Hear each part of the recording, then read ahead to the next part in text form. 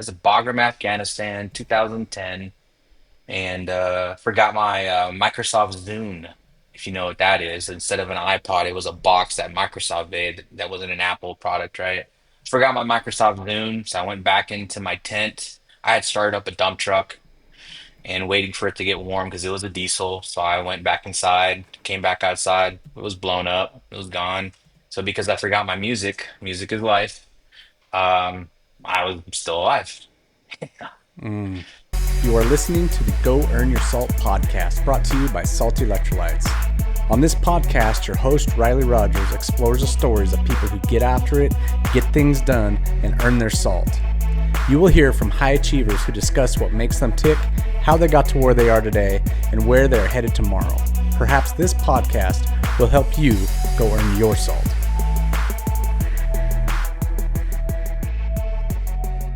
Today I have my friend Roger Perez. I asked Roger on here because he's got this just really awesome business mind. He's an athlete. He's a jiu-jitsu black belt.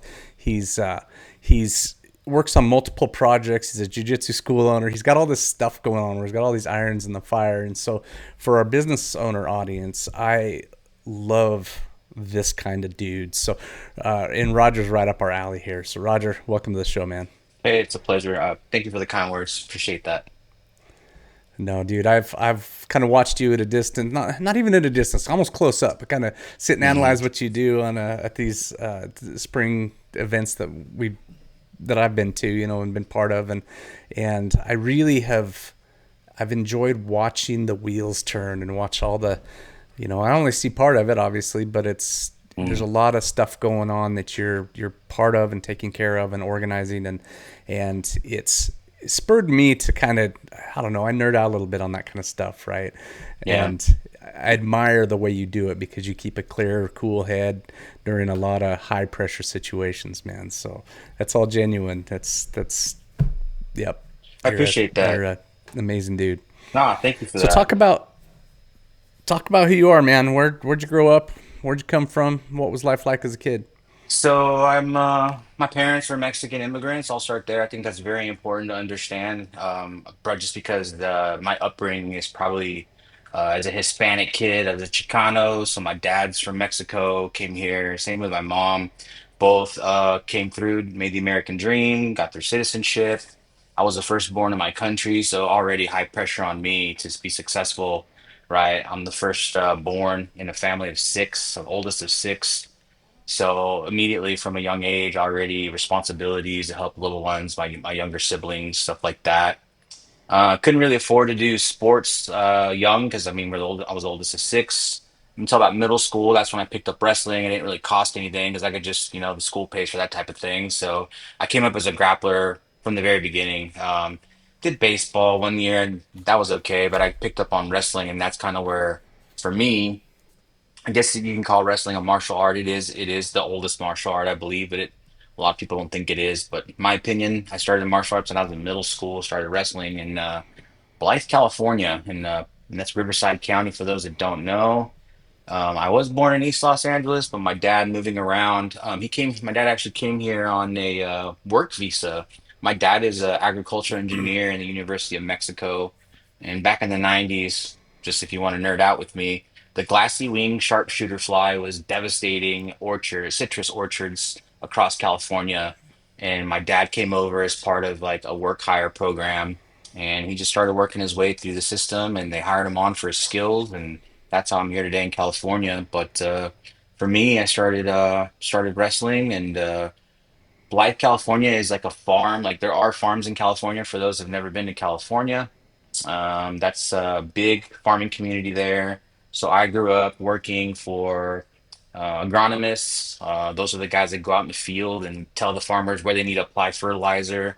So from a very early age, as soon as I can get in the FFA in high school, I started. I was in the FFA. I was a nerd, the FFA president there. So I wrestled, did the FFA, raised pigs. I was into horticulture because I was. That's what I was. That's what's around me. There's not much in Blythe, California. There's still to this day. There's still no Walmart in California, in Blythe, Mm. California. Very small town. The thing to do there is work for the prison system. That's like two of the largest prison systems that are out there. Chickalala and Ironwood, I think, are the name of them. And grew again, just farm stuff, wrestling until I left for college because my dad wanted me to go to college. I wanted to join the military, and he said, "No, you're going to go ahead and do this." So I did what my dad said, and he said he's going to help me pay. And of course, he couldn't help me pay with five younger siblings. And a year in college, I had good grades. I did a little bit of wrestling in college, but again, I didn't go on a wrestling scholarship because I mean it's Division 1 in California. It's pretty tough. So I was a good wrestler, but I wasn't world class. I mean, I didn't have the time or the money to go to all the like Greco and all the other freestyle camps. I only had the money to basically do what was available to me there. And again, Blythe is small, so it wasn't like being in Orange County, any of the big cities where they had a lot of those camps around. So I'd have to travel 2 to 3 hours just to get to these camps and find a place to stay. So it was just out of my reach at the time. Yeah. Um, Fast forward, join the military, go to the Air Force, find jujitsu in Afghanistan in like 2005 with my buddy Derek Kennington, who's a Kurt Pellegrino black belt. He was a purple belt at the time, and he just needed somebody to help him with wrestling. And he was getting ready for a fight, so we were in a Bagram Air Base, Afghanistan. And man, I just he needed someone to help him to take him down so he could work on his jiu-jitsu. And in exchange, he taught me jiu-jitsu, and that's where I started doing jiu-jitsu, no-gi jiu-jitsu. I started in Afghanistan while deployed in the Air Force. So fast forward, I mean, I bounced around from place to place, basically doing no-gi jiu-jitsu until November of 13 when I got here in Wichita Falls. And that's when I put on the gi for the first time, believe it or not. And so all those years of grappling, and it wasn't, I guess that's been, dang, that's almost 13 years ago now. 20, yeah, dang, Yeah. that's kind of crazy. Time flies. So grappling a long time, but only in the gi for the last 13 years. And opened up my place, Dynamic Martial Arts here in Wichita Falls. It's been over 5 years now. I have about 185 students right now. Maybe 3 years ago, I started working directly for Master Carlos Machado, helping him with his events. He has big events every April and October. He had originally hired me to run the events and nothing else. Just because when I was in the military, I actually I was in this position called protocol, which the protocol officer is the guy who essentially I like to think of it as the guy who sets the stage for the visitor and the host. Whenever there's somebody from Saudi Arabia who's coming to visit Shepherd Air Force Base because we have the largest technical training base program for the largest tech training base for like the F-16 and the F-15 here at Wichita Falls. Saudi Arabia has F-15, so whenever they come to do business, they send their bigwigs here, and I'm basically the one who asks them, okay, what is your business? What will you be bringing? What will you want me to talk about? Will you want to have lunch together, or do you have other business? So I kind of make sure all expectations are understood and let the general know, hey, this is what's going on. By the way, his favorite color is blue. He's got three boys, two girls, and he really likes dates, like the fruit dates. So I kind of try to find stuff out so the general can focus on what he's doing. And then when it comes time to me, I give him a smart card and he's, kind of knows everything that's going on. So I did that, put on a bunch of air shows, the Air Force Ball.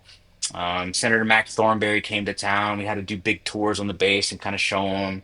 So I'd have to go find subject matter experts for all the different Air Force specialties. So, like, if I have a plumber, an electrician, an aircraft mechanic, a jet engine specialist, those are all different schoolhouses. So I'd have to go find where am I going on these tours and who's the best person, the one best person to represent that specialty to give Senator Mac Thornberry a good synopsis on what they do and what problems they have so he could help us.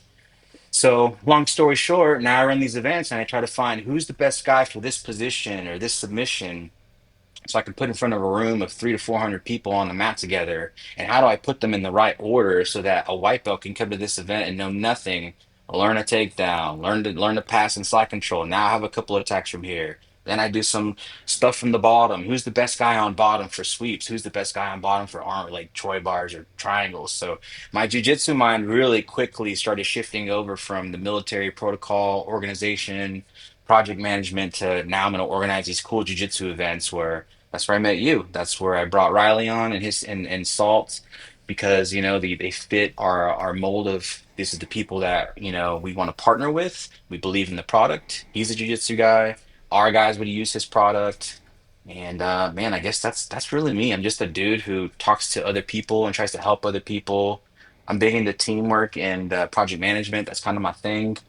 Um, a little bit, a little bit of a nitpicky when it comes to some things, especially event coordination and stuff like that. So it takes a lot to run a nice event. It takes a lot to run a smooth event, but it takes a lot of trust. I guess that's the biggest thing that I've learned in picking the right people for the right positions. So yeah, I don't know if that answered your question, Yeah, man, but man, that's me. that's you. Well, listen, you mentioned something in there, Roger, that's intriguing to me because you took the skills you learned from the military, you Hmm. took the efficiencies and the mindset and the things you learned from jujitsu, and you've been able to put them all into what you're doing now, especially with these event organization. It's it's fascinating to me, man, because you're finding education in all these different areas and bringing it all into this hub that makes you a very well equipped, very valuable person. Thank you for that. Again, I can't express. You said you take all these things and a lot goes into running a nice event.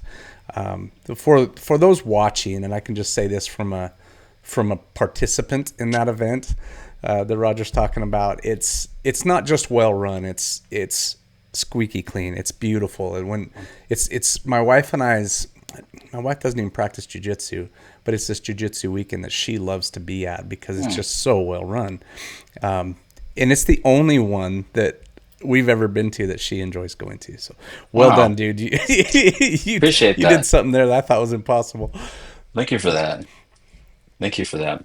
I've had the So pleasure. I've been very lucky. Master Machado is a very so I work for him. He's my boss, but he's also my friend. And he's my jiu-jitsu master and professor, and he's also a mentor. But one of the things that Carlos has blessed me to help me improve my ability to do a better job for him is he takes me with him not just for the ride, but while Carlos is doing those general light things and he's talking and mingling and because that's Carlos's gift is communication and connection and jiu-jitsu, of course. Those three things. So if I allow him to focus on those things and I get to go on these seminars or these giant, Taekwondo expos or Krav Maga or mixed martial arts things. Like he takes me with him to those things and other business things because Carlos still goes to all these events himself to keep learning. At his age, at his level of his game, he's still doing those things. So I've been very blessed to see how other people do things and I steal every little thing that I can from them. Every like having the clock and like having the schedule print out and just having every like giving a 5 minute break versus 10 minute break and like all these little things. So I can't take all that credit because honestly, I went to some of the events that Carlos had before I worked for him. And I saw him and immediately when he offered me the job, I knew exactly what I wanted to do to improve them. But then I got to go on these trips with Carlos and see how other organizations are doing things and I got to learn a lot really quick on like and then feedback forms. That I do a lot of feedback forms with my guys that attend. And that's the most valuable thing is listening to the customer on what they like, what they didn't like, and then what they'd like to see, and then actually implementing that. So that's all I got to say about that is like thank you for the kind words and the fact that your wife who doesn't train jiu-jitsu and actually enjoyed it. That's super powerful for me because our event is family friendly. And I don't know if you remember, we had kids at our event this time. And that was the yes, very first time we had kids doing an all-day seminar like that. And we got so much good feedback for it. We opened it up. I mean, there's like 25 kids, but that's a lot of kids at a jiu-jitsu event that goes from like 9 a.m. to like 6 p.m. It's all jiu-jitsu. This time we're opening it up to 50 and we're capping it because we know the demand's there now. But 50 is a good strong number, and any more than that, then we probably have to have an own kids only event, in which we plan to do that in the future because we see a need for it and we see kids that are hungry for it. It's just something we're going to provide. So yeah. no, that was a cool thing, man. The way you had it separate but kind of integrated, Hmm. right? It was Yeah. there. The kids were kind of in their corner doing their thing, but they had like when you did the question answer time and the kids Hmm. got to go in there and ask questions of the guy instructing. That was so cool because the questions are very different. I think sometimes adults we get bashful in we don't want to be that guy who asks, maybe something that's, yeah, it's maybe sounds like a dumb question, right? We don't want to be that guy. So nobody Yeah. says anything, and you get somebody like Carlos up there who's this just legendary instructor and this Hmm. legendary jiu-jitsu guy, and he's got all this information. He can answer any question you want, but we're all afraid to ask because but the kids aren't. Those kids, some of those questions were just like, they were beautiful because I was like, man, I kind of thought that too, but I wasn't willing to open my mouth and say it. Yeah, I saw that with Zoltan. Zoltan's a big Hungarian guy, rock star, dreadlock, dread. If you know Zoltan, he's one of the most kind, loving, giving guys you'll ever meet. I've had the pleasure of doing some things with Zoltan, training with Zoltan, and having dinner with him. I got to I know him more than the average person, right? And seeing him teach, and then the way he interacted with the children, and the way the children asked the question, he said that's the best question of the day, and it was something so Yeah, specific about how, like, what if they do this? What do I do with my hand then? And he's like, oh, I'm glad you asked that question. And it completely, and I remember Zoltan was like basically grabbing if they got the lapel grip, then you grab the lapel, and then now their grip is how you have them locked. And they're talking about if they went like this, and the kid said, what do you do? And Zoltan's like, I'm glad you asked that question. Then you have a foot sweep, like it turns it into a whole new move, but you just keep the same grip. And then that changed the whole dynamic of it. But it was such a thing a beautiful thing to me that we allowed the kids to do that. And the kids the thing that I liked was the kids felt uh, integrated and welcomed enough in the group with the adults and the black belts and everyone else. Because a lot of kids, even though they'll ask questions in the kids class, I don't know if they would ask questions with the adults and in a group setting that right. big.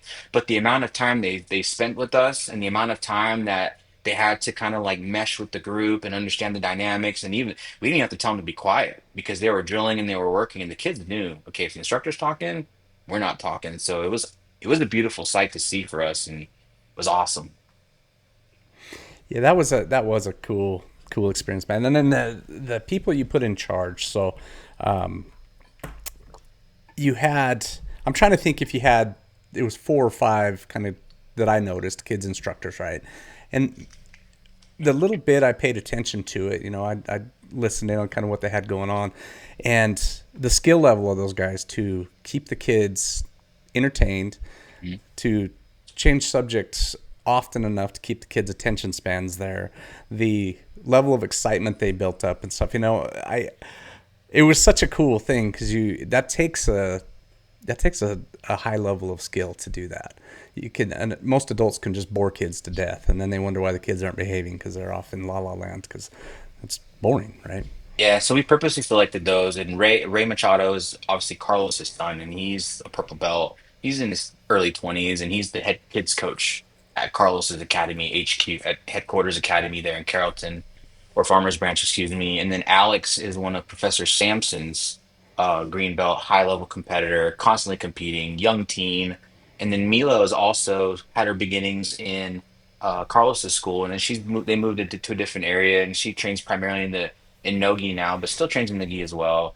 So again, another high level competitor.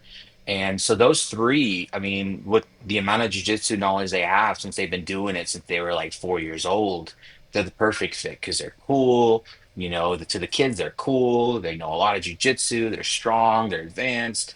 So the kids, and the cutest part to me, the coolest part to me about it was when Alex competed, Ray competed, and Mila competed.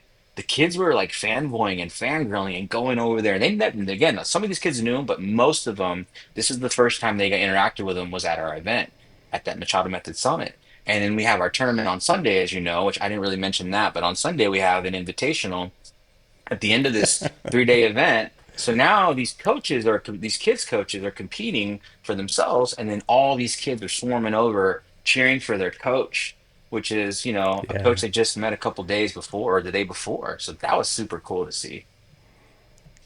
yeah, that is awesome. That is something that the fact that you guys put on this. So it's a 3-day camp plus a tournament at the end. So Hmm. talk about a lot of moving parts, man. Because the tournament on its own is incredibly involved in the amount of stuff that goes on there, right? But you add a 3-day camp to it, and all Yeah. the instructors. And I know this time, so you had some challenges, right, with scheduling. There was some late planes. There were some different appointments. There was some on the Yeah. fly changes you had to make. Will you talk about that a little bit? How you kind of roll with those punches? Yeah, so communication is like the biggest thing for me. I really pride myself on my open communication, um, and communicating with my instructors, my seminar instructors. I for this type of stuff, I don't communicate with Master Carlos as much because I don't want to put any stress on him. And if it's something I can take care of, then I will take care of it, get the solution. I'll present him the problem, but don't worry, here's the solution and here's how I fixed it. I never come to him with problems. That's the military in me. I never, unless there's something I've already tried and I cannot solve it, then I'll tell him the problem and I'll give him the two options that he wants to take. And if it's something that I just can't decide. However, for this for the event, I mean, I have all of my instructors on one group chat and I'm checking on all of them. Hey, you're teaching tomorrow at this time, correct? Yes or no? I need yes or no. Yes, I understand.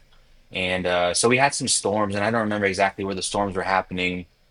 We had flights delayed that a guy was going to come in the next day. He was going to miss his flight out. It was actually New Mexico. There were storms in New Mexico, and Yeah. it was Professor Sanchez. He was going to miss the whole entire day. So I just basically once he told me that, I said, "Hey man, I'm not asking for maybe you might make it. Do you know for sure you're gonna make it?" He goes, "I don't know." I said, "Okay, you're getting bumped to tomorrow, so you won't lose your teaching position. However, I'm taking Professor Eddie Avalar and swapping your spot. So you're gonna just swap because Professor Eddie's already here because he's part of my staff, and he's also one of my instructors. So." Talking to them, obviously, that he's seeing that all the guys are seeing that on the chat. So then immediately I have guys stepping up, hey, I can cover that, or hey, this flows well with this, so I can go ahead and take care of that. So there's part of that too, because I don't just want to throw a body in just to fill it.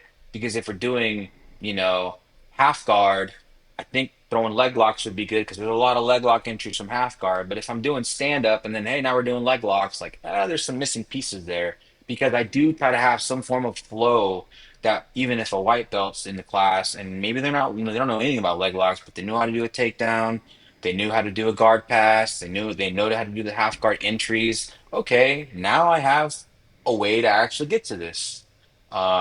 So there is some method to the madness, so to speak. I don't just throw a bunch of names in there and who's available. Okay, now you're going to teach this. So we're not going from gi chokes to no gi, no gi leg attacks. It's all very structured. No gi in the morning, gi in the evening. I always try to start the very first one with some form of takedown or guard pull into something. Start from the feet, and then we flow to whatever happens there, and then counters after that, and reversals and that kind of thing. So you actually have a semi formulated game plan from every position by the time you leave. Yeah. The How am I getting at here? The the guy, you're talking. Gosh, I'm dying because I'm forgetting his name. But the leg lock dude that was his flight was being messed with. Johnny What's his Hernandez. name? Johnny Hernandez. Yes.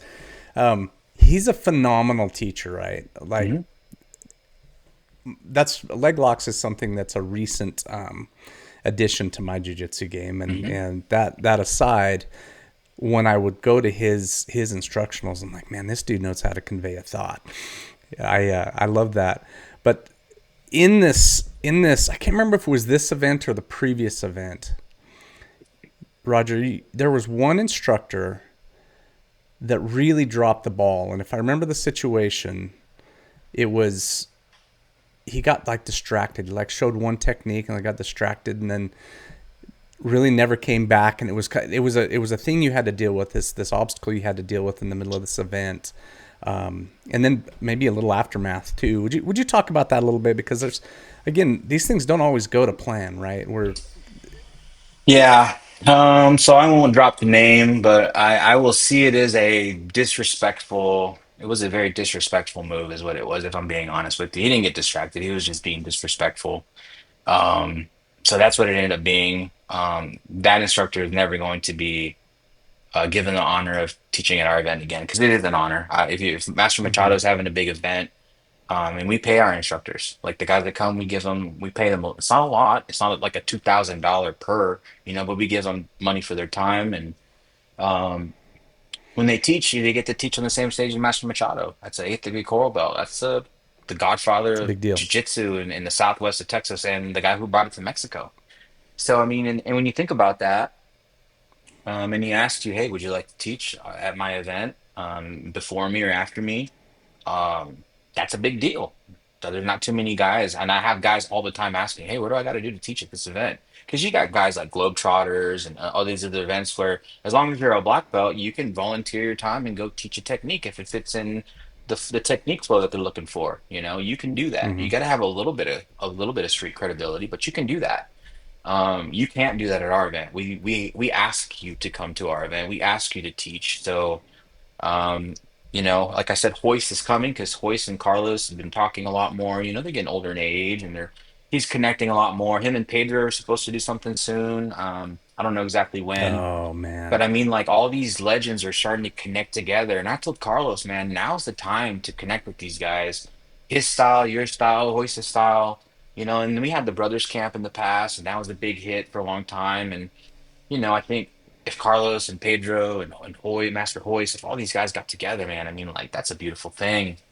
But I'm to get back to what you're saying, how do I deal with that?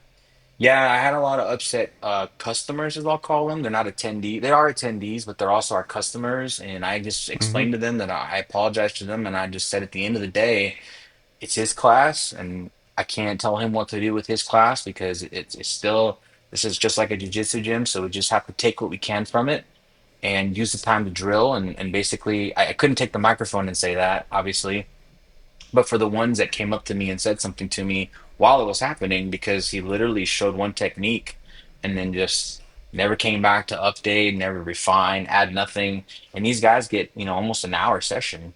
So he showed Yeah. something in the first 5 minutes and then never came back to show anything else. So I just went around and started walking, and it happened, and I was watching, and I was like, okay, it's been 20 minutes, and he hasn't come back. And he was just having a conversation with some other random black belts that he brought with him, and just didn't care. And I was just like, huh, this is super weird. So what did I do? I mean, I just, in my own way, without being disrespectful and making it public, I just told them. I went around to the guys and I said, hey, it doesn't look like he's going to come back and show anything else. So go ahead and drill any of the other techniques you've learned or you need to work with, and just have drilling sessions until he brings you back. Like if he's not going to take control of the class, and make use of the time you have now. And that's what I did. And I said, go let the other guys know too. And then that's what they did. They started going around, and that's what we did. Adapt and overcome. That's all you can really do without making a scene. So a couple things you said there are really hitting home with me, right? One of them, when you said, I didn't want to make it public. I didn't want to say it from the microphone because you shouldn't, right? Hmm. If it comes to, because technically at that point he's a contractor is what it would be kind of Yeah. classified at if we're in the business world. He's not an employee, but he's dropped the ball. And generally, I will tell people in my organization, listen, we don't correct in public. Hmm. We correct in private, and we praise in public, right? And is that kind of the what you're going for there? Yeah. Never you praise in public, and you punish in private, praise in public. That's kind of the way I was raised. My military raising, my Hispanic raising, no. You're gonna get punished. You're gonna get punished in public, and maybe not so much praised in the public, but more so praised in private. So definitely how we were raised. That is actually a teaching of ours in the military. Like you never do that to your guys, because then any great ideas or outward thinking they might have to help the team, then that gets shrunk, and you'll never get that trust back. Or if you do, it's gonna take years and years to get that back. So I can honestly say Master Machado has been very, very good to me because I have done things that he didn't like, and he told me after the fact, and he waited till the end of the day so that he didn't correct me right then and there, so I could still do what I thought was a good job. He allowed me to perform my job to the best of what I thought was the best of my abilities, and then he told me, hey, at this time during this thing, I didn't like you did this, or hey, you missed this. And I was like, okay, thank you for letting me know. And not because he knows how I am. And that's super important too. He knows that if he would have told me right on the spot, it would have shrunken me a little bit. And like, dang, now I'm second guessing myself throughout the rest of the day. And I would probably still have that stone cold poker face that I normally have when I'm operating because that's just what I do. But I would have operated just a little bit differently. And he doesn't want that from me. He wants me to just go out and do what I do. And that part I respect from him a lot.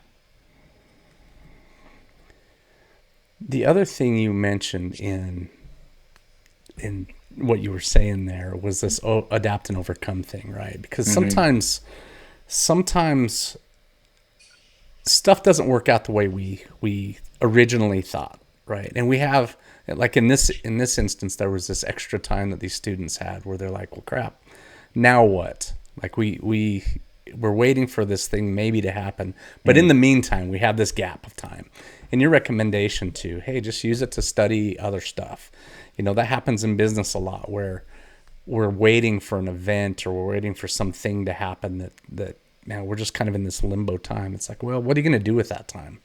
And I think that was cool the way you kind of phrased that. It's just like, well, just use it to study stuff you learned yesterday or earlier today, or you and your buddies, figure out some way to use this time that's profitable and not just sit here and wait for this guy to call you back up. That may or may not happen. All right, you sweaty buggers. That liquid dripping off your forehead and down your back contains minerals that are critical for high performance. If you don't put those minerals back, you're not going to perform well. This is where Salt Electrolytes comes in. Salt contains 6 electrolyte minerals plus a touch of iodine to help you replenish after a hard workout. Salt is the only electrolyte supplement to pair every mineral with its counterpart, giving you the most robust mineral profile on the market, period. Head over to goearnyoursalt.com today to get some for yourself. Use the code GOEARNYOURSALT to get 15% off your first order. And now, my friends, go earn your salt.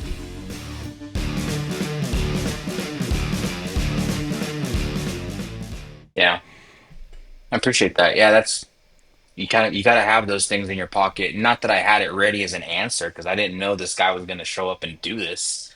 But I mean, we are doing jujitsu. We do. I did know that they had, you know, I don't know, probably 12 hours, which is 12 different instructors every hour on the hour of material. So whatever they're stuck on, go refine that, go work that. There's easy money when you have all these people. There's easy money to be made in terms of like your jujitsu knowledge when you have all these different black, and that's part of the beauty of our event. You have all these different black belts, purple belts. Some guys that are purple belts that are probably better than some of the black belts, you know what I mean? Just depending on the levels in the room.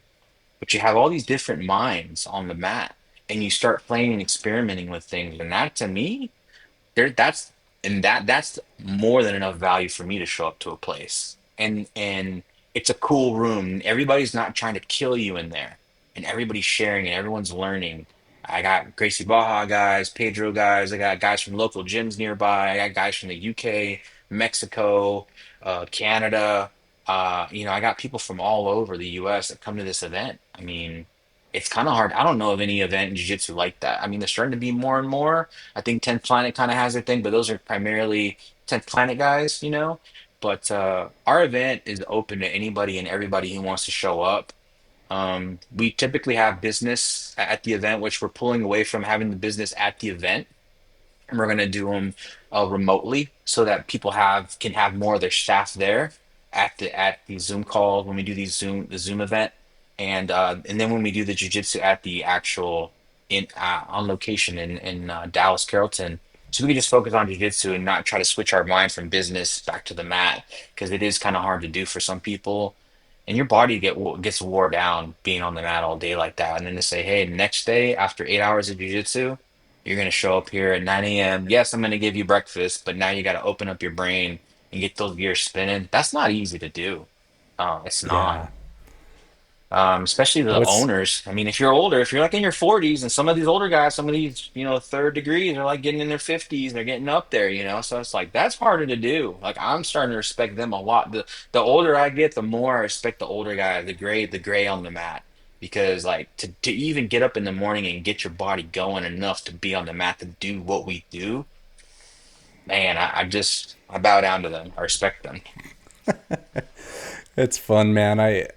This this idea of switching gears in your brain, right? Hmm. Just some feedback on that, by the way. That well, my buddy Jeremy Oh Corbin. yeah. He was on some earlier episodes. They love that business part, man. And other people I talk to do love the fact that you incorporate that part into the event. Because Hmm. man, there's a lot of these guys that come to that own schools or they own other businesses, and that kind of stuff can be very valuable. So at least I would encourage you in that at least have something available, with be Zoom calls or something else, because Yeah. that's something you guys do I think better than any other organization I've been part of. That is the business education part, Yeah. because everyone goes into there's that age old thing of the whole oh, what was it, the e-myth, right, where the technician who wants to become a business owner, and jiu-jitsu is a perfect example of that, where these guys are black belts, maybe sometimes less, but they're good practitioners, but they want to then start their own school, and they get hit in the face with this freight train of business. It's a very different art form. And so they may be accomplished practitioners, may be accomplished teachers, but they are not business minded. And that hits hard, right? And so you guys having that as part of the education process that you provide is, I think, super valuable and quite unique in that world. Yeah, you're right about that. Everything you said, I agree with. I was technically a blue belt when I opened my school. I had a brown belt who started teaching for me, Jeremiah. He's still with me till this day. We've been together the whole time. Um, but I only reason I decided that I thought I was smart enough to open a jiu-jitsu business was because I had a brown belt who could teach and had more knowledge than I did, so I was covered there. But I did a little bit of gun holster making in my military time, and I ran a side business doing gun holsters, like Kydex gun holsters is something I made. So I understood enough about websites, I understood enough about marketing, I understood enough about sales, taxes, and dealing with the city to get stuff going. So from that aspect, I knew that I could communicate enough to get, in front of the right people, market enough to get them through the door, and then figure out a way to get them to pay me. Like those are the things that are super important to get money flowing. And then me and Jeremiah together, we try to figure out our own way to keep the customer, keep the student engaged and happy and learning and part of our community. Um, and then that's when we ended up finding Master Machado. I found him when just became a blue belt, and I came all the way up from blue all the way to black with him. And joining the association was probably the best thing I could have done for myself and my jujitsu, to be honest with you, because it helped me understand the power of community. It helped me understand the power of like I already knew the power of curriculum, but with jujitsu, it's a little bit different than just teaching someone how to be a plumber. Because once you learn the skills, you do the skills, and then you have the certification, and you just keep doing it. Jiu-jitsu is a little Yeah. different because you have to keep coming back to those skills. You think you know them, but you don't really have them understood in and out to a level and a degree where you can now call yourself a black belt and then have someone resisting against you and then get the technique on them or turn it into a different technique and weather the storm. And these are all concepts we all understand from being on the mat every day, and training. But being a practitioner and then being a business owner are two wildly different things. And you sparked a thought in my mind because when you said that, one of the things that I do for the association is I take a lot of business calls with gym owners, actually with your buddy, Jeremy, right? Hmm. I had a call with him because he needed a little bit of help at the time with his business. And I do with the association. I've got second, third, fourth degree black belt school owners who still have trouble filling their mats because Yeah. they spent a lot of time on the mat and not a lot of time on the business. And those are two separate and are almost two separate functions and two separate personalities that you need to have in some regard, depending on the type of person you are, that if you do one more than the other, it's a fine balance. In one point in my life, I thought, hey, I'm going to work on my business so I don't have to be working inside my business, which if you're a black belt school owner, you have a good jiu-jitsu is a very unique thing. You have a relationship with your students. If I take off and I'm no longer teaching, I might lose those students because they feel like, oh, Professor Roger is not on the mat anymore. I don't want to train anymore, or I don't want to go with this other guy, or whatever. So there's a balance in between, and you kind of have to choose. Do you want to be the guy that's on the mat working on the business, Or do you want to grow the business and then step off the mat and try to find an instructor that's charismatic enough, builds community enough, and then won't take your students away and run away with your students because you're not paying them enough. So there's a whole, it can be a lot of drama in jiu-jitsu if you're not careful. Um, So, answer me this, man. This is just a thought I had, but sure. you talk about like the plumber or the electrician or the, because Hmm. these guys they have schools, trade school they can go Hmm. to.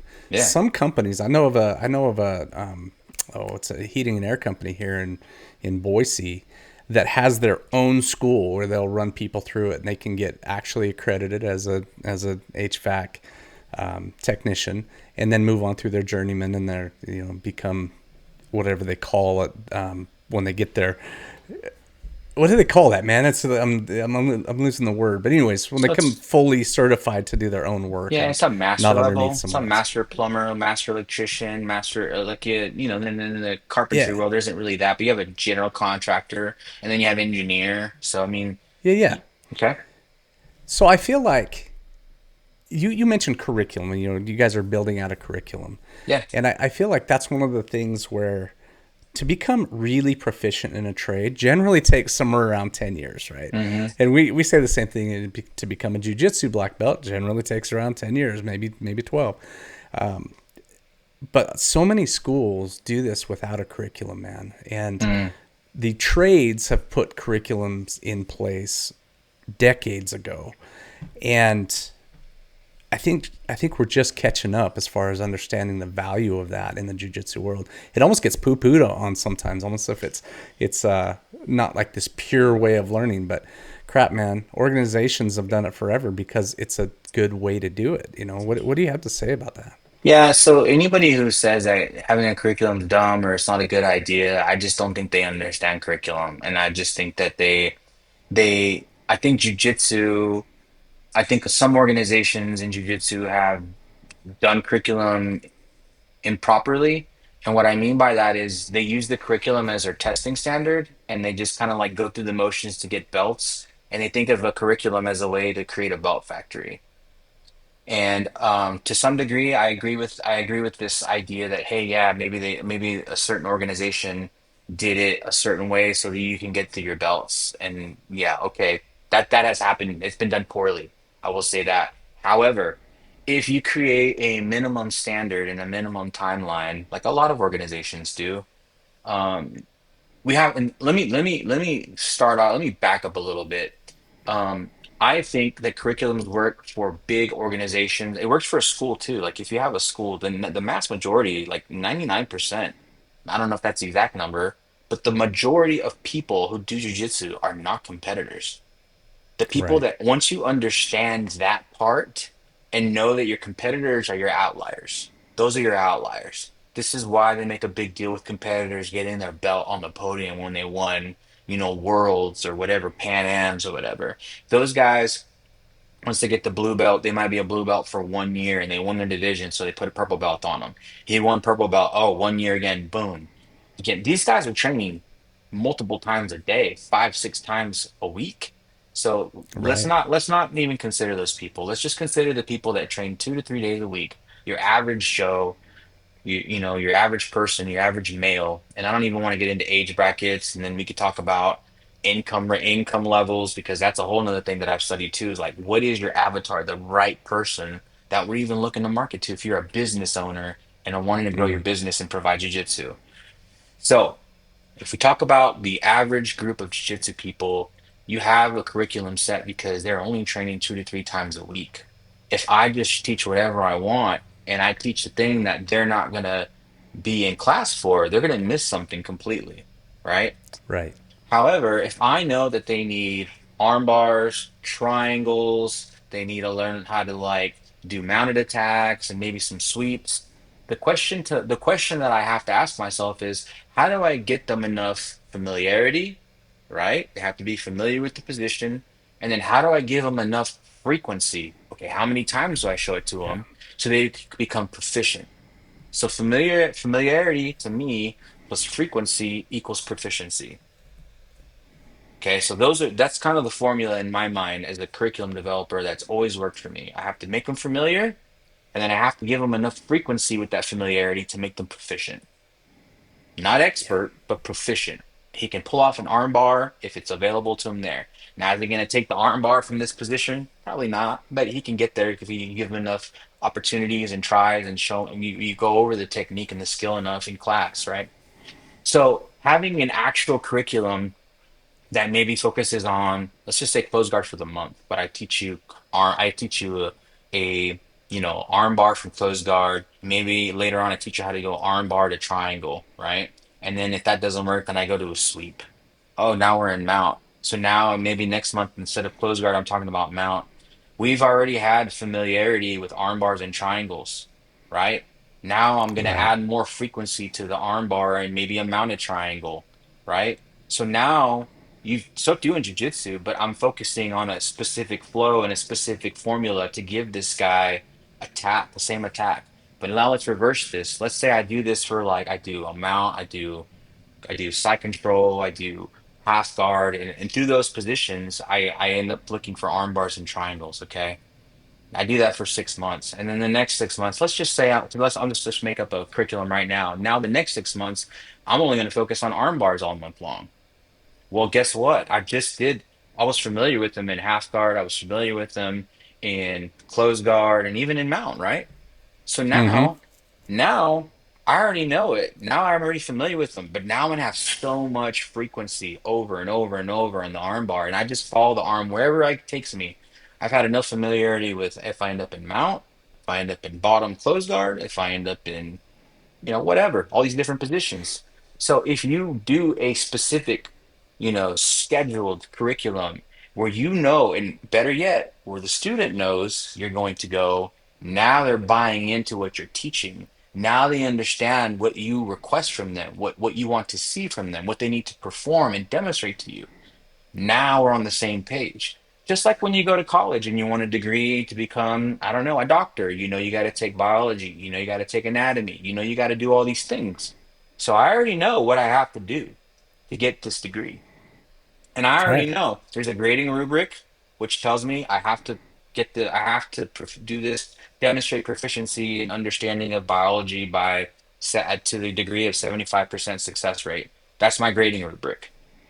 So that's a whole nother topic when you talk about jiu-jitsu because now the grading rubric is okay, if I have a white belt and a blue belt who's doing the same thing, I just need to show you how to do an arm bar and maybe escape an arm bar. The blue belt's got to be able to successfully hit the arm bar and transition to like a triangle maybe. Well, now the purple belt has to Mm-hmm. be able to like escape all those, hit all those, and then turn them and then roll under and end up in a mount and like do two or three chain techniques. And then maybe the grading rubric says if you're going for brown belt, now you need to be able to do all these things just like the purple belt, but be able to teach it back and teach a class and understand it to a level of proficiency where the white belt can do it. This is in my mind how you apply curriculum development to jiu-jitsu. And this is something that Yeah. the mass majority of people in jiu-jitsu don't really apply. There are some great minds in jiu-jitsu, by the way, so I'm not dismissing anyone, but there are, from what I've seen when I've traveled and I get to travel a lot and go to schools, if I spend 4 days in a place and I train there every day, it could be one thing, it could be arm bars one day, then leg locks the next day, and I'm like, okay, like where's the connection? I don't see it. Right. Um, but to me, I mean, that's something that's missing. And if a student shows up if he shows up on a Monday and a Wednesday, and all month long I'm focusing on close guard, they're going to be familiar enough with close guard that no matter what I teach them there, at least they know what to do. They know what the requirements and the conditions are from close guard to be successful there, right? This systemizing things, right? And it's right Yeah. back to your strengths, man. It's right back into this wheelhouse that you brought out of the military. And it's I think every business owner needs to hear this. I don't care what industry you're in. Mm, Could be martial arts, could be realty, could be whatever, could be HVAC or electricity, but this idea of building systems, building a standard, building mm, a continuation of, we always learn best, I think, when there's sort of this nucleus and then you add a little to it and add a little to it and add a little to it. And instead of you got this thing you're learning right here and then there's a totally unrelated thing over here. There was no connection there. And all of a sudden yeah, they're so disconnected. It makes it really hard for the student to learn. And I say student, it could be the employee, it could be whatever that person is that you're trying to pour into, whatever system you're trying to replicate. You've got to have some kind of a continuation, some kind of a flow there, or you're really missing the boat, man. You're Roger. I can think of in my mobile oil change company, I have everything we do written out step by step. And I would take my daughter when she was 10 years old, I would give her this sheet of paper that had the instructions to fulfill a task, and I would hand it to her and let her go to town. And if she could do the job off that piece of paper, I knew it was right. But it would take me Hmm. several iterations to get it right, Yeah. you know. So that's where I see the value of curriculum, man. And you're, like I said, your head's kind of in that because you're in the middle of writing a bunch of it right now. Yeah. And I hear what you're saying about this. Yeah, some people have done it wrong, but I Yeah. also think some people have understood it wrong, right? That's the part is the understanding. I think once people understand what curriculum, how to apply it, and why it can be useful to the student, right? Mm-hmm. If the gym owner removes themselves and their ego and what they believe to be curriculum out of it, and just think about the student, how much structure? Because people crave structure, kids crave structure, adults come to jujitsu, and even though you don't think they want structure, they absolutely want structure. They want to know what right feels like, and if you don't tell them, they won't know, so they'll feel lost. That's the Mm. biggest thing. And in jujitsu, I mean, if you got a guy who's never done any kind of combat sports at all, and you got a bunch of guys in a room who've been choking each other, arm barring each other, just demolishing each other, from a jujitsu perspective, and you got a new guy who comes in and he's seeing this happen. He wants to know what he can do as quickly as possible to get at least to a respectable level against the other men, you know? And if the structure of the curriculum is there and there's no question on what they're focused on every single day, and by the way, I'm going to be doing this for the rest of the month. So I just need to really pay attention to what I'm doing right now. I'm not even going to worry about the takedowns yet. I'm not going to worry about the half guard yet. Like I'm just focusing on closed guard and arm barring and triangle to the best of my ability all month long. That's a really simple thing for them to focus on. And then the next month is the next thing, and the next month, and they start to put these pieces of the puzzle together. Then Mm-hmm. they slowly start to build those skills and the confidence through that again, familiarity and the frequency to hopefully get some kind of, demonstratable, success on the mat. And then you got guys that are staying longer, and that's just it. That's a great point, man. Because again, this guys, we're talking jujitsu, but hear this out. This stuff goes into your business too, whether it be jujitsu or not. And an employee who comes into a business Hmm. needs to feel like they're contributing. They need to feel that dignity of the things they do on a day to day basis have a real effect on the business and the world around them. And if they don't, man, they're not going to last very long. If they're just in there turning wrenches and they don't see the result of that as a positive thing, they're going to get bored with that pretty quick. Yeah, so I can contribute to this part of the conversation and not even mention jujitsu. You just talk about mission, Mm-hmm. why you do what you do. Like for me, I know providing martial arts to as many kids and family as I can to help them become better versions of themselves in their environments. Like that's just it. And my staff knows that. So if we're talking, doesn't matter if we're talking about your mobile oil change company and you tell your guys, hey, like your job's super important. Like these people are so busy that they can't even bring the car to this, lube station. So you going to them and helping them keeps that soccer mom with their kids able to feed her husband and provide for their family and do what they need to do. So like you coming and helping them is relieving such a high level of stress. So I don't know what the mission statement is to that. Making every day easier, one oil change at a time, or whatever catchy thing you want to put. But like understanding that's a if I could have someone come to my house and change my oil. I know me and my wife work from home, so she's right over here on the other side of this computer. We have a work home office, and I do things and change oil for her. But if I had somebody who could come over here for me and do that, that would relieve a big stress to me. So that person to me is very valuable that keeps entrepreneurs doing what they're doing. So it's not just jujitsu. It's definitely if they understand the mission and why they're doing why what they do matters and how they impact people's everyday lives. That's huge. That makes me feel good just hearing that. I don't even change oil. So Well, it's funny, man, because you want to hear what the little catchphrase is we use around here yeah, absolutely. is make it easy. That's it. Oh, that's a good one. I mean, that's what you're Make it doing. easy, dude. Because it's and that's how my guys get to make their decisions. It's like if you have a function within my Mm, company and you see a way to make it easier for that yeah, customer, do it. then you have permission to do it, dude. Yeah. It's like, yeah, if it's that's the whole underlying thing is our business exists to make it easy, and so it makes it easy for me as the owner to go, here's where you have again permission to make decisions without even consulting me. Just make it easy, and then all of a sudden they go, crap, okay, I can do that. Huh. So that's interesting. So you guys have like a van or a truck and multiple filters, multiple, like, do you have, okay, so I'd imagine you have to schedule this stuff and they kind of load them on the day before because there's way too many models and filters to hold in the truck at once, right? Yeah, sorta. Yeah, some Okay. things are that way. Yeah, the technicality of it is most stuff we have on board the truck. We have big trucks, right? They're 16-foot box trucks, and so Okay. they hold a lot of stuff. But yeah, if somebody needs a set of tires, we don't have a bunch of tires on that truck. We have to order Yeah. those, but Windshield we have a wipers warehouse right too. down the street, so we Okay. can go pick them up. That's awesome. Hmm, that's very cool. I never even thought about that kind of service. I have a mobile mechanic who comes and does random stuff for me, and I'm sure he could change my oil, but he doesn't have all that stuff in his truck. I have to schedule it and Right. call him. So I was just curious. I was nerding out there for a second on the No, we have a process of whole that. thing. You'd probably be actually quite you would quite nerd out on it. It's a slick, well-oiled machine. No pun intended there, man. But I put almost 20 years into this business, right? Just Oh wow. refining and polishing and building these systems out, and I get a lot of satisfaction out of this idea that when I hire someone for a new position, I give them their little business manual, and it's like 5 sheets of paper that tells them exactly what their function is Hmm. and where their boundary is. So one of the one of the things I make sure happen in both of my businesses is no one overlaps. So everyone has a job, so everything's taken care of, but there's a boundary between those people. And that Hmm. that creates a situation where no one can say, "Well, he I thought he was going to do it." It's like, no, that's on your Yeah. sheet, man.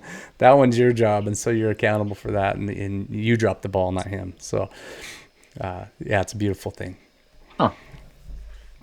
Yeah. Don't want to go down that path too often much here, but I think yeah, you would probably get a kick out of seeing how it's ran. It's a big deal. Um, Roger, you've got this. So you run a martial arts school yourself, Hmm. and you have this job with Carlos, right? I want you to talk about how you delegate for one, because there are times when you cannot be at your own school to teach, right? You're doing the spring or fall camps. You're doing other stuff with Carlos. You also help with his podcast, which is wild, is a whole nother thing.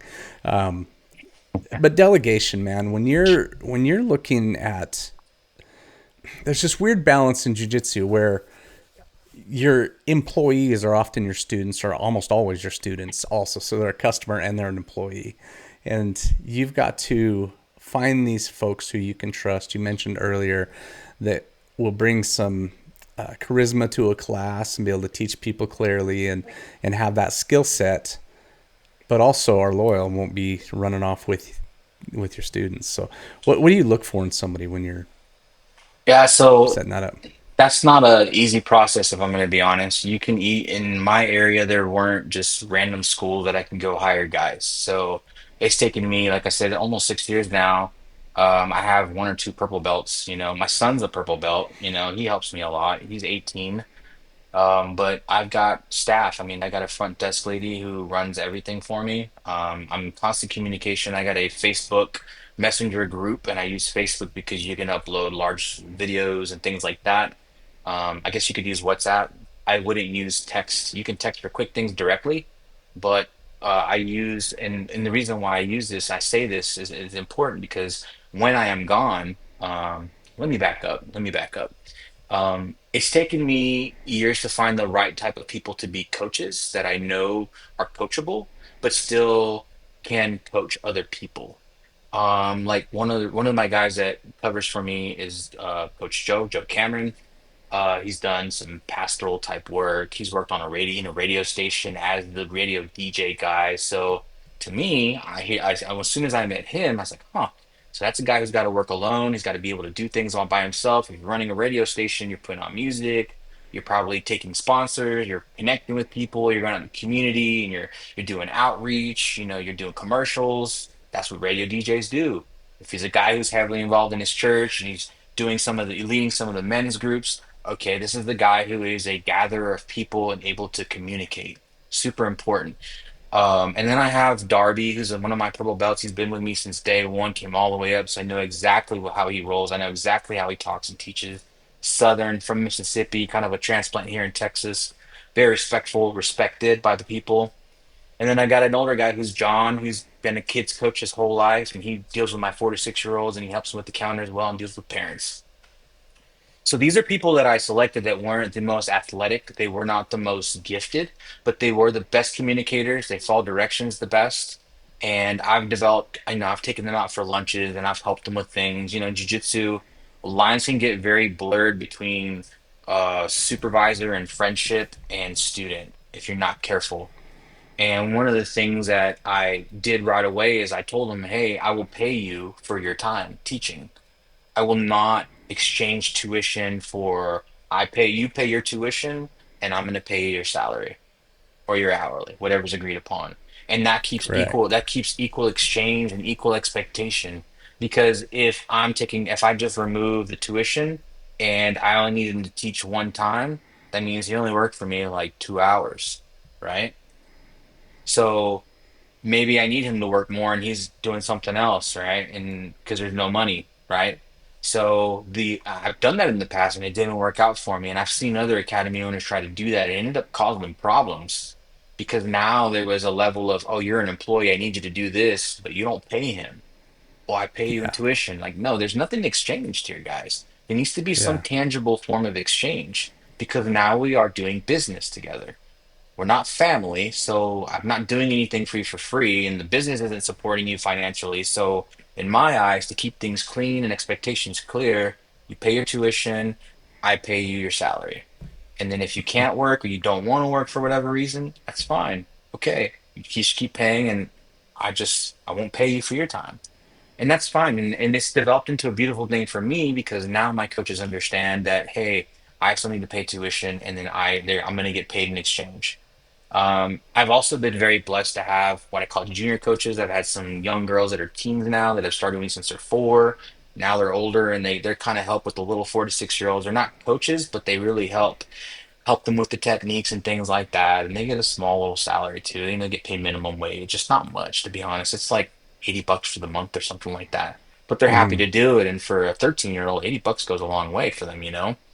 And they're in the academy and they're helping on the mat. So these are things that I've grown over time. And I do have a sheet that I made them fill like basically like a in the military we have, you know, an agreement when they come on when we join as an instructor, we have a character contract, basically is what I like to call it. And you basically have to sign that, you know, you won't do this, you won't say that, you will wear this, you will show up on time, you know, and then the responsibility. So the clear expectations are drawn. They know when class is over, like I don't ever clean the mats unless I want to clean the mats. And I like to blow off the mats. Joe likes to spray them and John likes to wipe them, but they know if I'm not around, these are the things that have to get done. And if I'm not there, everybody knows if there's an introductory class, like an intro, Coach Joe does the intros, Coach John does the behind the counter, and he sells them. And Christina does all the uniform stuff and gets them all signed and gets them all the uniforms. So like there is a process, but they all know how to do each other's jobs, and they all know how to sign people up. They all know how to do intros, and that's the only way my crazy little operation works is because they all overlap in their skill abilities and knowledge. Hmm. Now, me being gone, I tell them ahead of time. I schedule things with Carlos. Like I already know I have to film Monday, so they already know. Joe already knows. He's running class, and he already knows because we have this association as Machado Method website where the curriculum is, and he's one of my students, so he's in my account. he can see what we're working on. And by the way, all my students know what we're working on. So Joe's just going to keep teaching everything that I've been working on and teaching because he's got the same video access that has Master Machado showing the techniques and everything there. So that's how it works for me, as I have that curriculum. I've got those SOPs. I've built those relationships over time. I have those clear expectations, and more importantly, the clear understanding of what I'm giving them and what they're giving me. Like that's super important. Do you remind them periodically about that arrangement? Because I think that's something that we do as business owners is we think that we should just be able to say something one time and then we just coast for years after that sometimes without ever bringing it back up. And as an example, do you remind your staff that this is the arrangement? Here is, you're going to continue to pay tuition and I'm going to continue to pay you for your time so that we don't get those roles confused. And so that when I call you in as an employee, there's a clear expectation there versus calling you in as a volunteer, because that would be a very different expectation, right? Do you ever remind your staff of that? Being able to complete the climb to mastery requires the proper nutrition. This is why it's important to take in a potent blend of electrolytes that is in tune with your output and brings strength to your goals. This potent blend is only found in salt electrolytes. Salt targets your depleted electrolyte levels with a boost of hydration and health. It gives your body the baseline recovery it needs.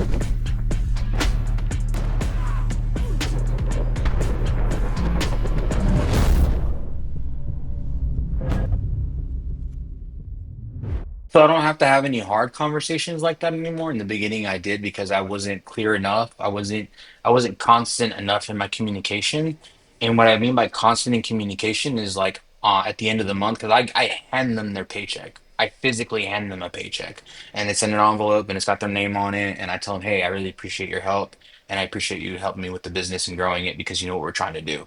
And they know we're trying to get to 300 students in the next 2 years. Like that's, and we're actually moving locations at the end of July to a Mm-hmm. 7,200 square foot facility. And we're going to have two mats and I'm going to have a summer camp and after school program. Like I'm trying to grow this thing.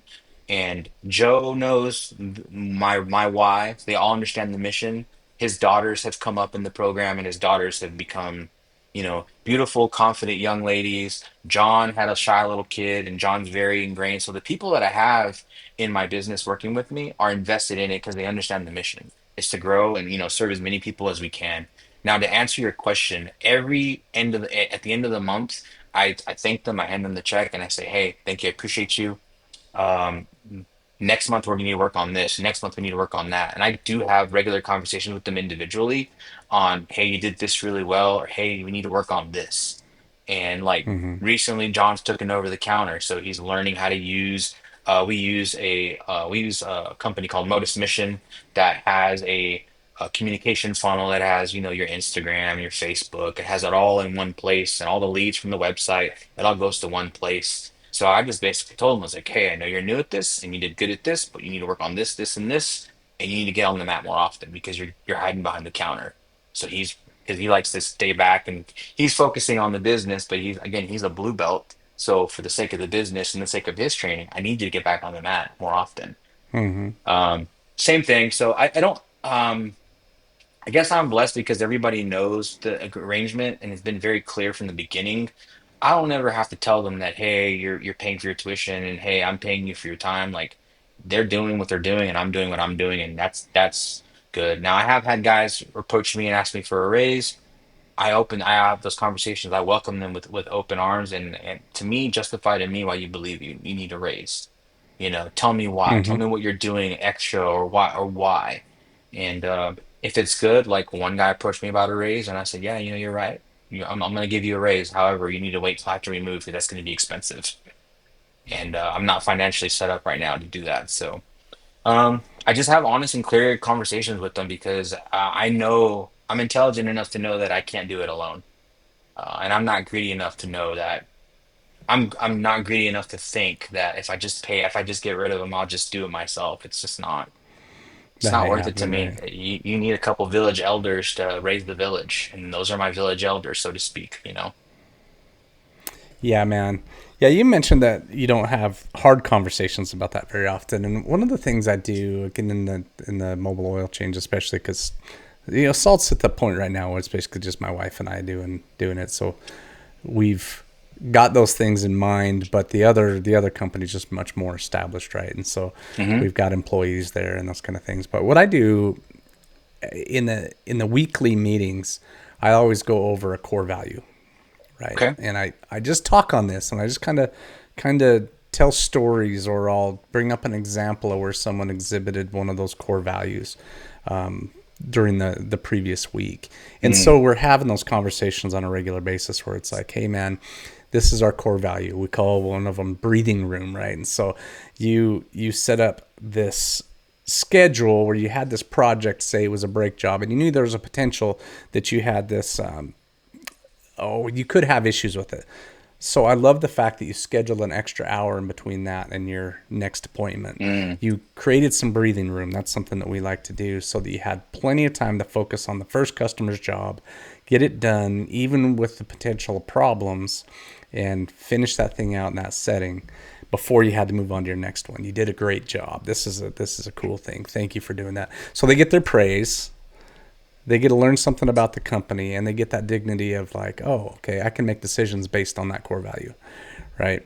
And I think it seems to really help, and then I don't have to have the hard conversations hardly ever because Yeah. we have addressed that during those meetings where, man, Your they positive get to hear it. reinforcement and public praise. Exactly.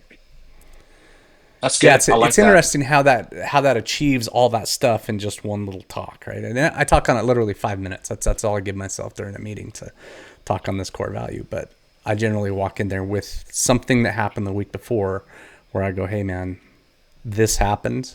Yeah. This was a perfect representation of what this core value means. Great job, Brendan. You did you did a good thing." The rest of the team looks at that and goes, "Oh crap, yeah, that was cool," Yeah. and We do that with uh, the kids, you know. We do it with the kids on the mat. Probably not as much with the adults when I think about the public praise thing. But kids get public praise right at the end of class when they're all lined up in front of their peers, you know. And you're doing that with your employees. I think that's super powerful. It might not seem like much, you know. Being in the military, they give you certificates and ribbons and decorations and stuff like that. And that's kind of cool, I guess, if you're into that kind of thing. But I think publicly praising people in front of their peers is like super powerful because it reinforces that positive behavior, right? And yeah, for sure. yeah, I mean that's great. I like that. Good job on that, man. No, it's something I totally stole, right? I stole that from, But you're doing it. gosh, I think it was Dave Rance, but we're doing it, and we're doing it faithfully. We've been doing it for 15 years, man. It's that meeting happens every week, and we do the same thing. But it's one of those things I think the team looks forward to, and it's You're yeah, implementing, man, because how yeah, many self-help books have you read and just forgotten about? Or said I'm gonna no, do that and then like didn't do something in it. Like I think we're all gotta be guilty of it as entrepreneurs. Because how many self-help books or quick fix this or how to get to do that and then like oh yeah I'm gonna do that oh yeah I'm gonna do that and you collect all these things and then something's gonna fall off the plate. So those things right there to create because you're in the customer service industry is what you are. You can say I'm in the oil change, but really if your oil no, change guys look like, excuse my language, but crackheads, or look like they might steal something out of the glove box. I mean, if they're rude, if they're not, pleasant to be around, you're gonna lose customers, man. So picking the right people is super important. I got to give a shout out to Dwayne Spires, and he has a after school and summer camp program coaching business. One of the things they talk about highly, they tout this highly, and they say hiring rock stars, finding and hiring rock stars. And they literally will go like Dwayne has told me stories or examples of where he's out getting a coffee or out doing whatever, and this person might not know anything about summer camp and after school, but if this person was like delightful to be around, positive, energetic, super respectful, super helpful, thoughtful, like anything, had good energy, he'd offer him a job. Hey, here's my card in the summertime if mm-hmm. you want to come over. I'm doing this thing. You can work part time if you want, but I really like your energy. If if you want to give it a go, here's my card. I'd really love to hire you and I'll give you opportunity. So like just initial like first impressions are super important. I just want to bring that up because I'm sure you spent some time finding the right people for your company, especially being a small company. You can't just hire anyone and everyone and fill a slot. So that's super important. Yeah, Roger, I tell you, we have this absolutely insane interview process. Our to get hired with our company, it's almost I don't know, it's insane because they have it's like 8 or 9 separate types of interviews Hmm. where they come through and there's just long process and we make them jump through some hoops and it's a thing. But by the time we get to the end of it, man, we know for sure that we have people really motivated to work in our system. And it's wild, man. Like in our company, our guys start on their first job at 5 in the morning, sometimes earlier, right? And so that's one of the first interviews. Like, hey, yeah, I'm gonna do the coffee shop interview where we just kind of talk to each other and make sure I can at least have a conversation with you and you can put words together. The second Oh, one is I'm gonna ask you to show up at my truck at 4:30 in the morning, and we're gonna see how you do it getting out of bed because this is an everyday thing, right? yeah, So here we yeah. go, and then when it actually ends with an interview with their spouse if they have one, to where we sit Oh, down and take them to dinner, and it's like 7 or 8 interviews, 9 interviews in, hmm. but we've had a lot of time with this person. Then we sit down with their spouse and we tell their spouse what life's going to look like if they come to work for us. He's going to be leaving home at 4 in the morning every morning because he has to be at his first job at 5. Can you handle that? Do you think he can handle that? And so it's wild. Man, it filters out. I mean, it took me a year and a half to hire 2 guys, but we got there and they've been with me for 7, 8 years now, and Oh they're wow, just yeah, wonderful dudes, and that we get along so well. But man, it was a process. I bet. Yeah, and what it reminds me of is back to hiring people for your jiu-jitsu school, right? By Hmm. the time you get someone up to a purple belt, they've been with you for 5 to 7 years, Yeah, and you know this person well, right?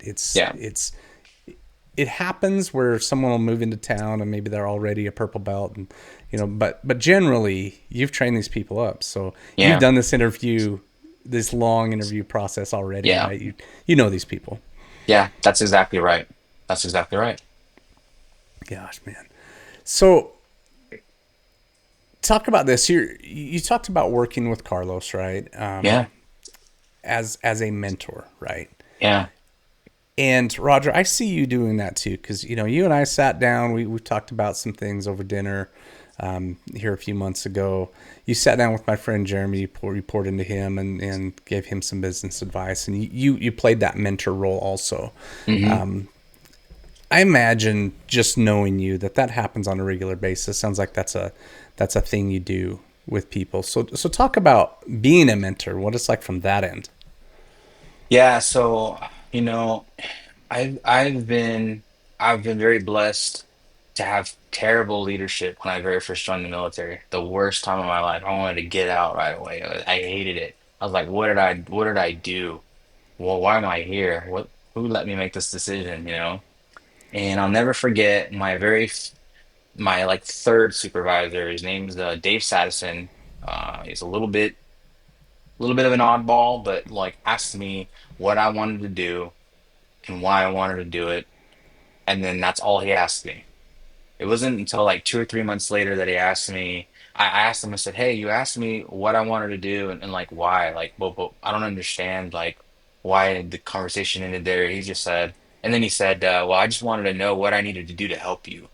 Like, if I'm your supervisor, I have to know how to help you, and I need to understand why you think the way you think and you're geared up the way you are." I said, "Okay." And once I understood that, and I said, okay, so this guy wants to actually help me. So I'm going to tell him what I want to do and why I want to do it. And then and the more important thing that he told me is after you told me what you want to do and why you want to do it, he said, I'm going to set a couple things in motion for you. Then you need to tell me what you've actually done to help yourself to get yourself closer to that goal. So once I understood that simple process in my head, I went through the military and went through some schools and some leadership classes and had some command. Later on, reached a level of, I guess, rank where now I work for commanders and generals. And once I quickly realized that the higher you go in an organization or in a company, the less you really know about what's happening on the ground level of the company. And I realized really quick I'm in a unique position where I'm high enough that I can reach the top and talk to him and let him know what's going on, but I'm low enough that I can still check on the guys and I'm still one of the guys, so I can still connect with them. So I had a pulse on what's going on. Once I understood that importance of that position and that role, that I can create change for the positive, I can also feed information to leadership to kind of help them know what's going on so they can do what they need to do to help the workers do what they get the mission done. Okay. So that is was a very and it wasn't until like my 15th year in the military where I started getting into those positions where now I'm working for those generals and those commanders. Once I understood my position, then I understood how I needed to position myself in my messaging to those people, to the generals and leaders. Messaging is super important. Timing is even more important with that. And then just making sure I understood what they wanted from me. Because now I'm in the position where I need to know what they want. How do I help them get to their goal? Because if I just tell you everything I know because I'm some kind of like know-it-all or I think I know what's going on, I could be wasting this guy's time. So taking that knowledge and that skill just of understanding situations and leadership, that's when I started really like becoming a better, I guess, asset to the people around me in jujitsu. And what I mean by that is like I've when I first opened my business, I'd get, pay for mentorship or whatever, and these guys would just spew all their knowledge on me, and I'm like, okay, this is like they vomited all this information on me. I don't even know where to start now. Yeah. Whenever I'm talking to guys, I try to figure out where they're at financially, because that's the most important thing to keep the doors open, and then where they're at on the mat, like how many instructors they have. Is it a one-man show? Like what capacity do they have is the next thing, right? Where are they at? Are they Hmm. able to survive? What capacity do they have financially? Do they have another job or is this their only gig? Because that could determine a lot of things on whether they can start paying for marketing or start getting paying for a website or whatever, hire another instructor. And then I need to figure out, okay, where do I want to get them? Like, oh, I would like to have 100 students. Why 100 students? Why that number? Oh, that means I can get this. Well, no, actually, need to look at your pricing. Okay, Yeah. can you charge that much? No, I can't. Well, why? What's a gym look like? Is it clean? So I started asking all these investigative type questions. But again, like being a mentor to business owners is much different than being a mentor to like Master Machado, because those are two different levels of like we were talking about two different things here. Helping a gym owner, I own a gym, so I have staff, so I know all those pains in and out very Hmm. well. I know those. Being a mentor, a servant leader, I'm not a mentor to Master Machado. I think I'm a servant leader because I do give him advice on things. He does ask me for counsel, but I understand every single day of my life that I work for him, so I need to serve him. And so Well, that servant, role switched with him, right? He mentors you more, probably, right? yeah. Not that you guys don't have some back and forth, because there's areas where you're gifted that he's not, and I've watched that in person, right? Where I'm like, Yeah. oh man, yeah, that's I see Roger in that, or I see Carlos in that, or Yeah. I'm sitting here having a conversation with you about something. I'm like, oh, there's Carlos's influence right there. I see it, Yeah. and yeah, that was kind of that's a neat thing, man, that you have both those. You have a mentor, but there's always a back and forth, right? hmm Yeah, absolutely. And that's a fine line that I need to it's as long as we have clear understanding of I everything that I do is to benefit, help, or improve with tact, of course. Carlos has no ego, and I don't think I have one when it comes to him. We just talk and we communicate, and I ask him what he wants to do, and then I think about the best way, or the best people, or the timing on how to get him there. Those are the things that I focus on. The same thing with the school owners. A little bit more intricate with school owners, just a lot of more levers to pull and switches to touch and knobs to turn with those guys and their systems and their business. So it's a more black and white with the school owner because they only got what they got. With Carlos, there's a lot more because now I'm dealing with an association, relationships, multiple black belts, egos, or there's a lot. I don't like to say egos with black belts, but sometimes I found out, unfortunately, there is a lot of that going on still. For sure. And but it's honestly, I don't know what I'd do if I wasn't just doing this. I love what I do, you know. That's just it. Yeah, there's an interesting kind of underlying thing that you're talking about here that I want the audience to catch on to, because there's this, definitely in the relationship between you and Carlos, you could see where, Carlos is older, he's more advanced in the jiu-jitsu world. He's the owner of the association, so you could say, yeah, Hmm. Carlos is the mentor there. But when I was down there for to record the episode of his on his podcast, right, Hmm. I would watch Carlos ask advice of you in a lot of situations. That happened more than once while I was down there, where he's like, Hmm. "Hey, Roger, what are we doing here? What would you suggest we do for this?" And he had asked you those kind of things, because so now he's coming to you for advice. And I thought that, as far as just a leadership principle, man, Yeah. when you delegate to someone, which he's delegated to you all these responsibilities, he is now trusting, because Hmm. of your track record, that you're Yes. better at that than he is. And when it comes to what's going on in this sector, in Roger's sector, Roger's the man to ask. And yes, Carlos is ultimately responsible for it and ultimately owner of all the stuff, and he's the head of it. But he's still asking advice of the man he put in charge for it. And man, business owners take that, because your people generally, they know what's going on the ground more than you do, and you should be asking their advice. Yeah, so I guess the tangible, like you gave me some good examples, but like if you're paying me to produce your podcast, we'll give that example, so that's exactly what you are. Let me do the thinking, let me do my job. And you just show up, be a host, ask questions, be charismatic, and look good on the camera. Like that is Mm-hmm. literally a conversation Carlos and I said, can I have had? When it comes to like jujitsu curriculum, I might organize certain things, but I'm not picking the exact techniques. I'm not telling them to fix his techniques. I might say, hey, can we do it again? Because I didn't get your feet in the camera angle or whatever. But like in terms of like what goes where and why, or what grip or which attack after that, like that's all him. That's his expertise. Now organizing it to a flow and that he signs off on, that's all him, right? I might organize things and put it in front of him and give him the options, but definitely we feed off each other in that regard. But I guess the moral of the story is if you hire someone to do something, let them do it and give them the capacity to fail a little bit so that you can make them, I don't want to say perfect, but as close as perfect as you can, so you can get your money out of them. And then hopefully they'll do such a good job that you start asking them questions and asking them for feedback. Because that's what Carlos has done Yeah. with me is I understand what he wants and I know what his right looks like. So I chase that and he trusts that enough that he just comes back to me and asks me, hey, what do you think? Hey, what do you think? So that's what I would say if you're a business owner. Let your people do what you pay them for. Yeah. Yeah. Yeah. Let them run with it. There's some education we receive through those failures, right? Now, we never delegate to the extent that somebody, if they failed, could take our business out. We delegate to the extent that if they fail, they learn, right? And Yes. else, and it's the Fail forward. school of hard knocks a little bit, right? Yeah. But we all have to do it. One of the things I've found, and you tell me if you've experienced this too, Roger, that if one of my guys messes something up,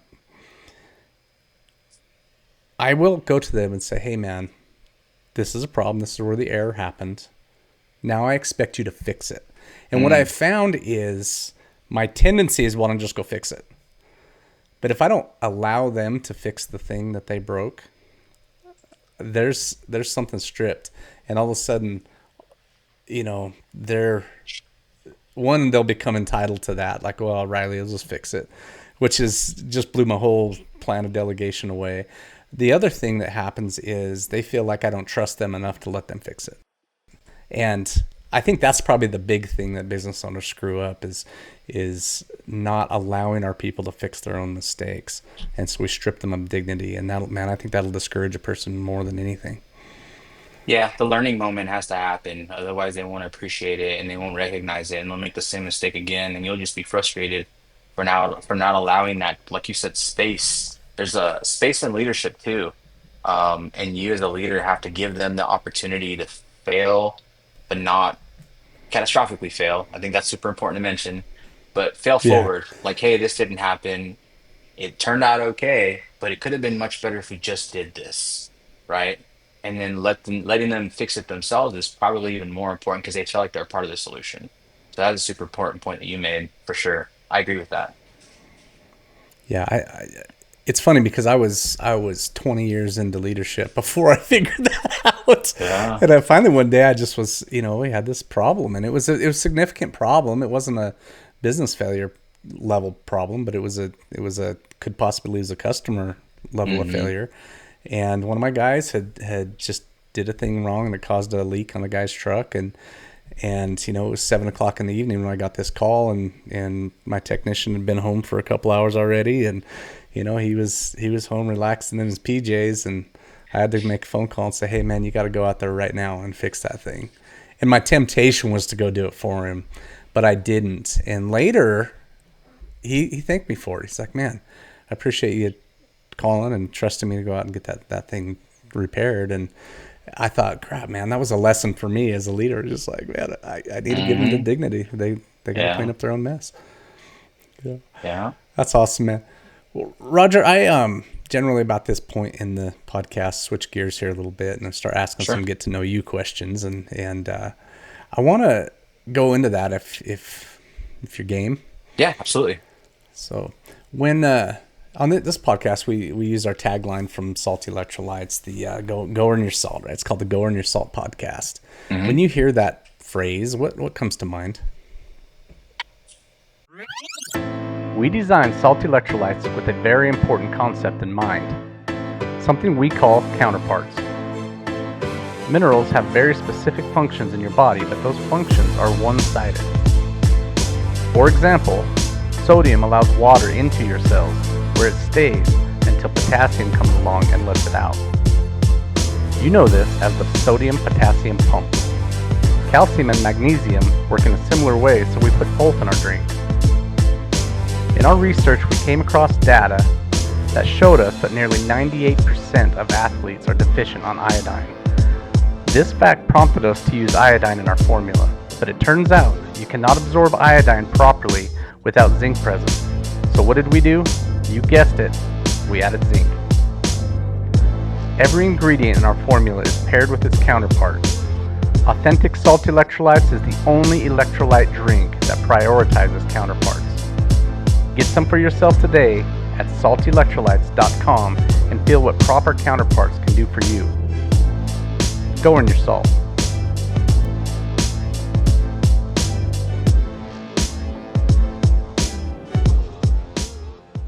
I mean, for me, go earn your salt is like, did you put it? I talk about tables, the high end and the low end of the table. Did you go out and do the best you could for the day? That's it. And for me, it's on the mat. Did I go do it myself? Did I teach the best I could? Did I connect enough with enough people? And did I make an improvement into my students' lives? That to me is earning my salt. Beautiful, man. Roger, outside of jiu-jitsu, what is your favorite pastime? Music. Yeah? Without music, there's no life for me. My wife and I, we like to go to concerts. I'm a big music nerd. I used to drum before I came out here to Texas. I was in two bands. I played live shows when I was stationed at Nellis Air Force Base out there, and I was in a couple bands and did my thing. Came to Wichita Falls. There's just no live music scene like there was in Vegas. So sold my drums at the time, and now I just live vicariously through the music, man, and go to live shows, and that's really it. Music's kind of my thing. Oh, wow. That's cool, man. Uh, Roger, what's something that's quirky about you that people don't know? Hmm. I love Western wearing boots. Yeah? That's kind of a newer It's thing, but funny you yeah, say that's that because when we met at that steakhouse and you come walking in your boots and cowboy hat, it yeah, took me a second to recognize you because we do that in jiu-jitsu a lot where we, yeah, we, we see our jiu-jitsu buddies on the mat and they're always wearing a gi or, in their yeah, workout gear. yeah, And then we see them in street clothes, don't even recognize them. I love it. yeah. That's it. That's That's funny. fun, man. What's your favorite naughty food? I like gas station pizza, man. Yeah? Yeah. You get me at like a Raceway or one of these little nice Texas oversized gas stations. Now let's be honest here. Gas station pizza in Texas, like if you're in Texas, is delicious. It's good. It's fresh. It's better than some stuff you might order to your front door, in my opinion. Now I know other places and other that I've driven around the world, not so good. Anything gas station is not that good, but I like gas station pizza, man. That's kind of my that was like a Red Bull or a Monster. That's my dirty Mm. like, yeah, that's it right there, man. Traveling food, you know? I've only had tastes of. I've never really been into energy drinks, right? But I've had tasted a couple of them, and I've never thought one tasted good. I was like, these are terrible. Yeah, you It's just an get acquired thing, addicted. huh? The military. So Yeah. when I was in Iraq in Oh gosh. 2005, I think Red Bulls were just becoming popular. And me and Zoltan had this conversation with Carlos, and I was telling him about Red Bull and how I was during the Iraqi elections.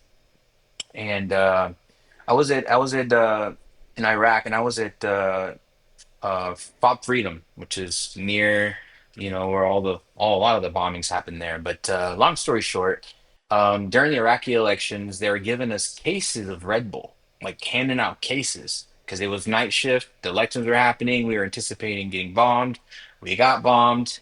But we were just slamming Red Bulls all night long, and then it became the green monsters and the blue monsters, and you can only get the red, the green, or the blue. And I mean, I was drinking those things, and then it was Rippets. Rippets is like a military. Now they're selling them in. Yeah, you don't even know what that is exactly. No, I don't even know what that is. There's every now and then you're gonna see things in the military like a HUA bar, like a heard understood. Like people in the army guys say HUA, that's heard understood. I acknowledge. That's what HUA stands for. It isn't just a like a it isn't just a noise they make, but they come out with a bar that said "Hua bar." You couldn't get those anywhere but on military bases deployed. Rippets were a deployed thing, and it was just an energy drink. And then all of a sudden, recently, and maybe 3, 4 years ago, you started seeing Rippets at Walmart's on the discount aisles. Like they just started showing up.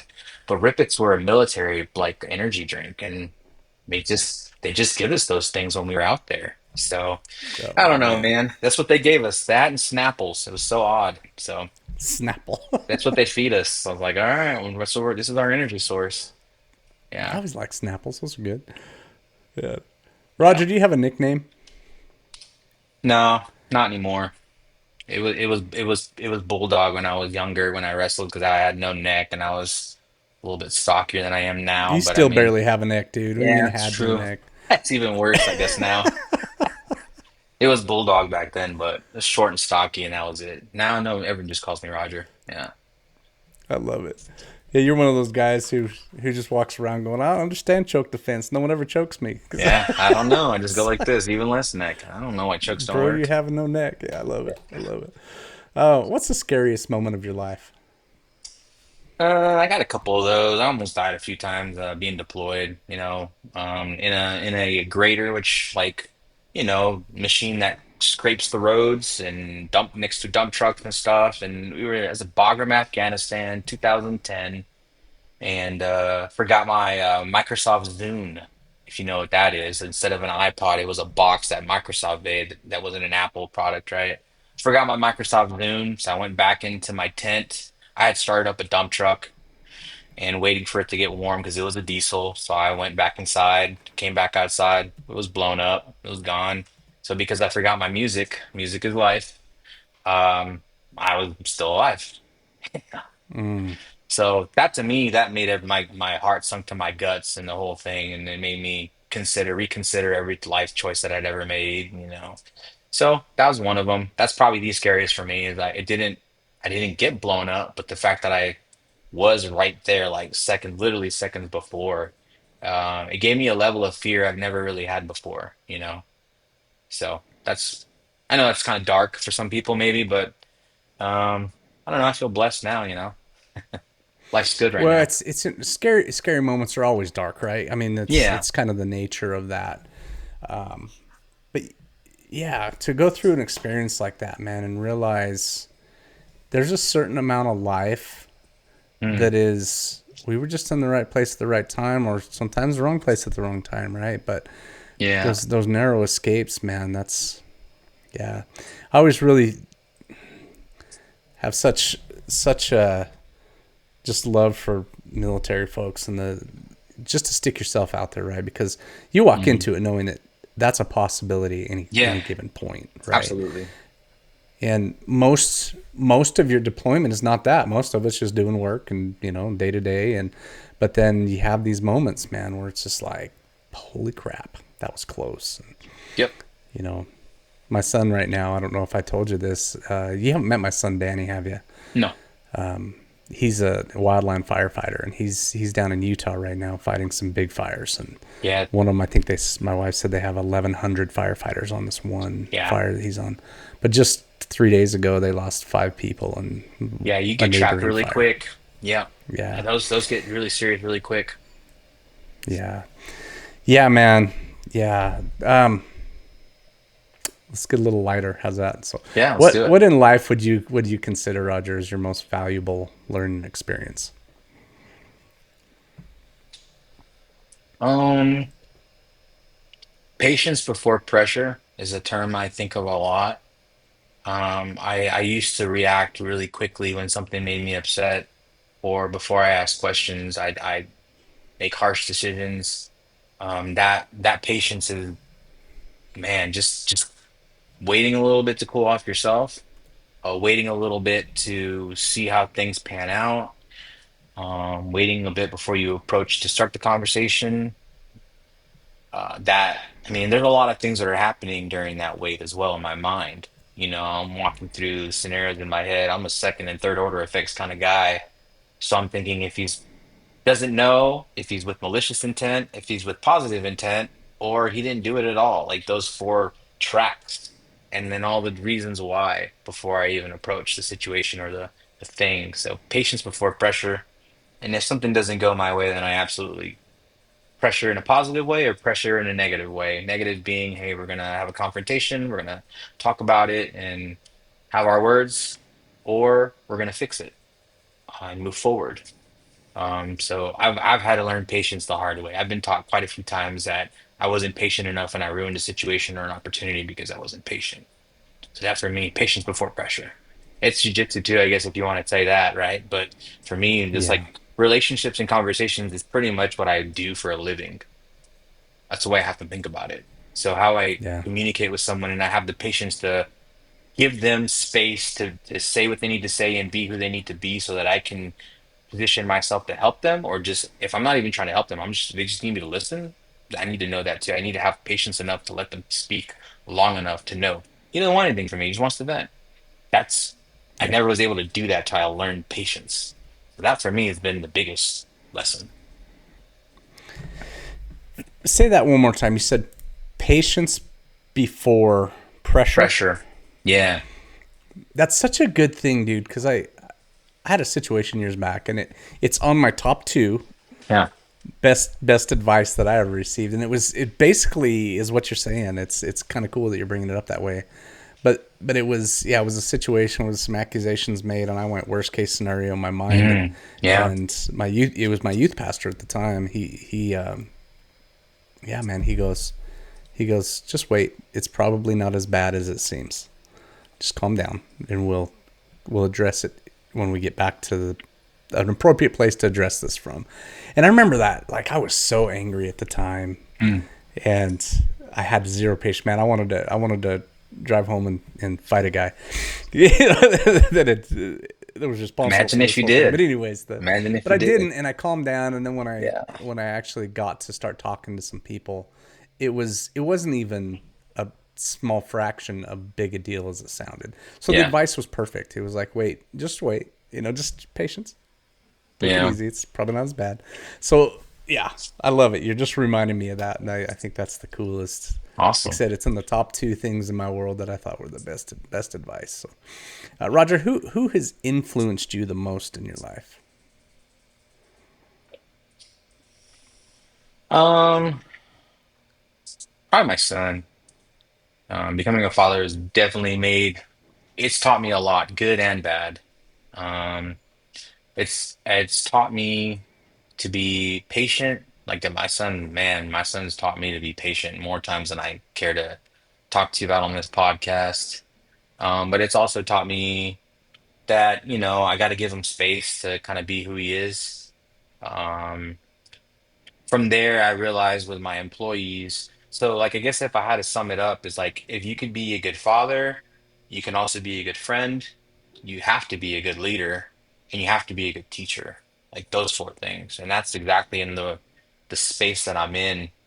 Um, and then based off of that, I just kind of I don't treat everybody like my son, but I just think if I can fit those, if I can do any of those four things for any of the people in my life, father, friend, teacher, leader, I mean, even follower. Sometimes I have to follow his lead because I don't know what he wants. So, I mean, that's Mm-hmm. can be very, like he just told me he wants to be a firefighter not too long ago, but just before he graduated high school, which I didn't know what he wanted to do. And then he told me one day, he's like, Dad, I think I want to be a firefighter. I'm like, okay, you want to do that? All right. I'm gonna support you down. Now I'm following his lead, but I'm supporting him the best way I can. So, and I'm not trying to tell him what to do. I'm not trying to tell him how to do it. I'm not, I'm letting him do it. And sometimes it's a lot slower than I want him to do it. Because if it was me, I'd be getting physically fit for that fire test because it ain't easy. I'd be wearing ankle weights and big suits and getting in a sauna and dealing with fire. And I'd be going down and shaking the fire chief's hand and getting to know the guys and taking the city test because you have to take what is it, the civil service test and all these things. So in my mind, I'm already a million miles an hour, but he's doing it. He's doing it at an 18-year-old pace because he's 18 years old still. So I gotta Yeah. let him. I gotta let him fail forward a little bit. He might not make it his first time. So we'll see kind of how it goes. So yeah, he's taught me the most. Oh, that's so cool, man. Yeah. Yeah. Like I said, I've got a 19-year-old son. He's a firefighter. We mentioned that earlier, but he's done some of that too, man. Where I'm just shaking my head like, oh, if he would have only done this, Yeah.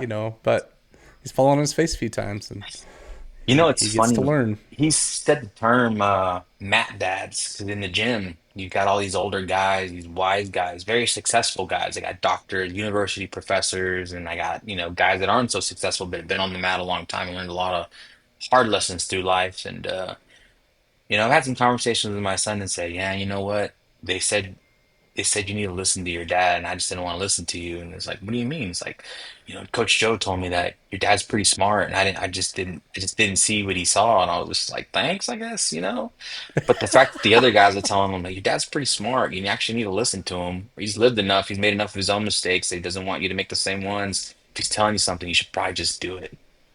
That's been super valuable, but it's shown me the power of the community and the mats and our young boys. I wish they'd take the advice of older men who've lived life a little bit harder and longer than them to make their life easier and more successful. Dude, I think that's such a cool thing about about church or about Mm. jujitsu is one of those. I love that term, man. Mat dad, you said. That was his term. I was like, that's great. Yeah, It's Matt freaking Dad. amazing, dude. I had this guy, and I appreciate it so much because he was a guy that we weren't like super close friends in the gym, but close enough, where. Yeah.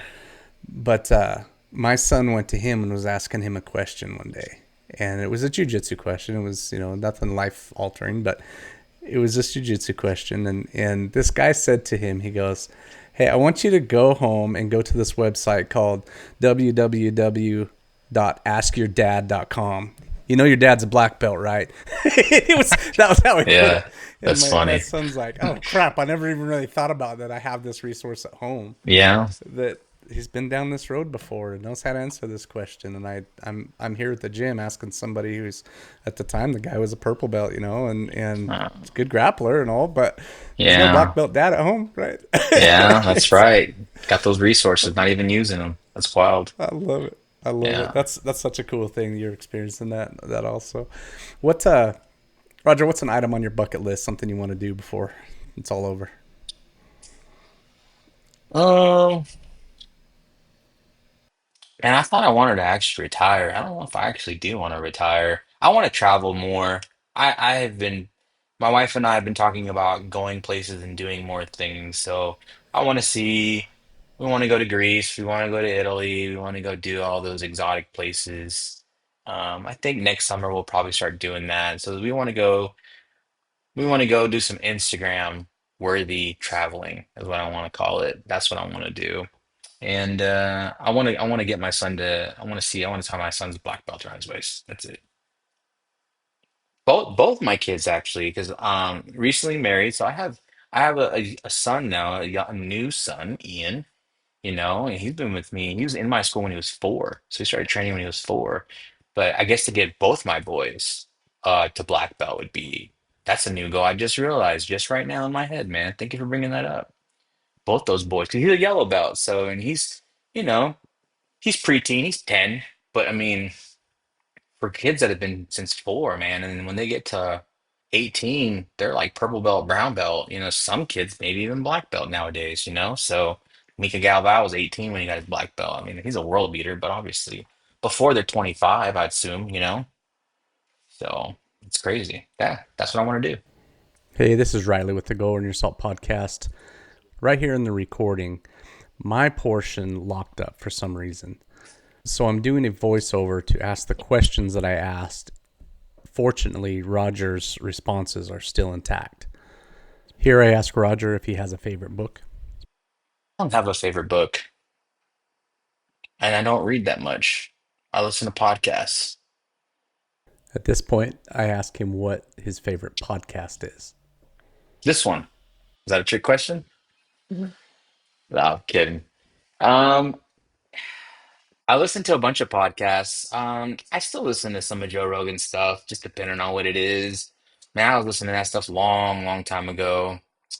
I still listen to Jocko, Andy Frisella. Um, let's see, what else?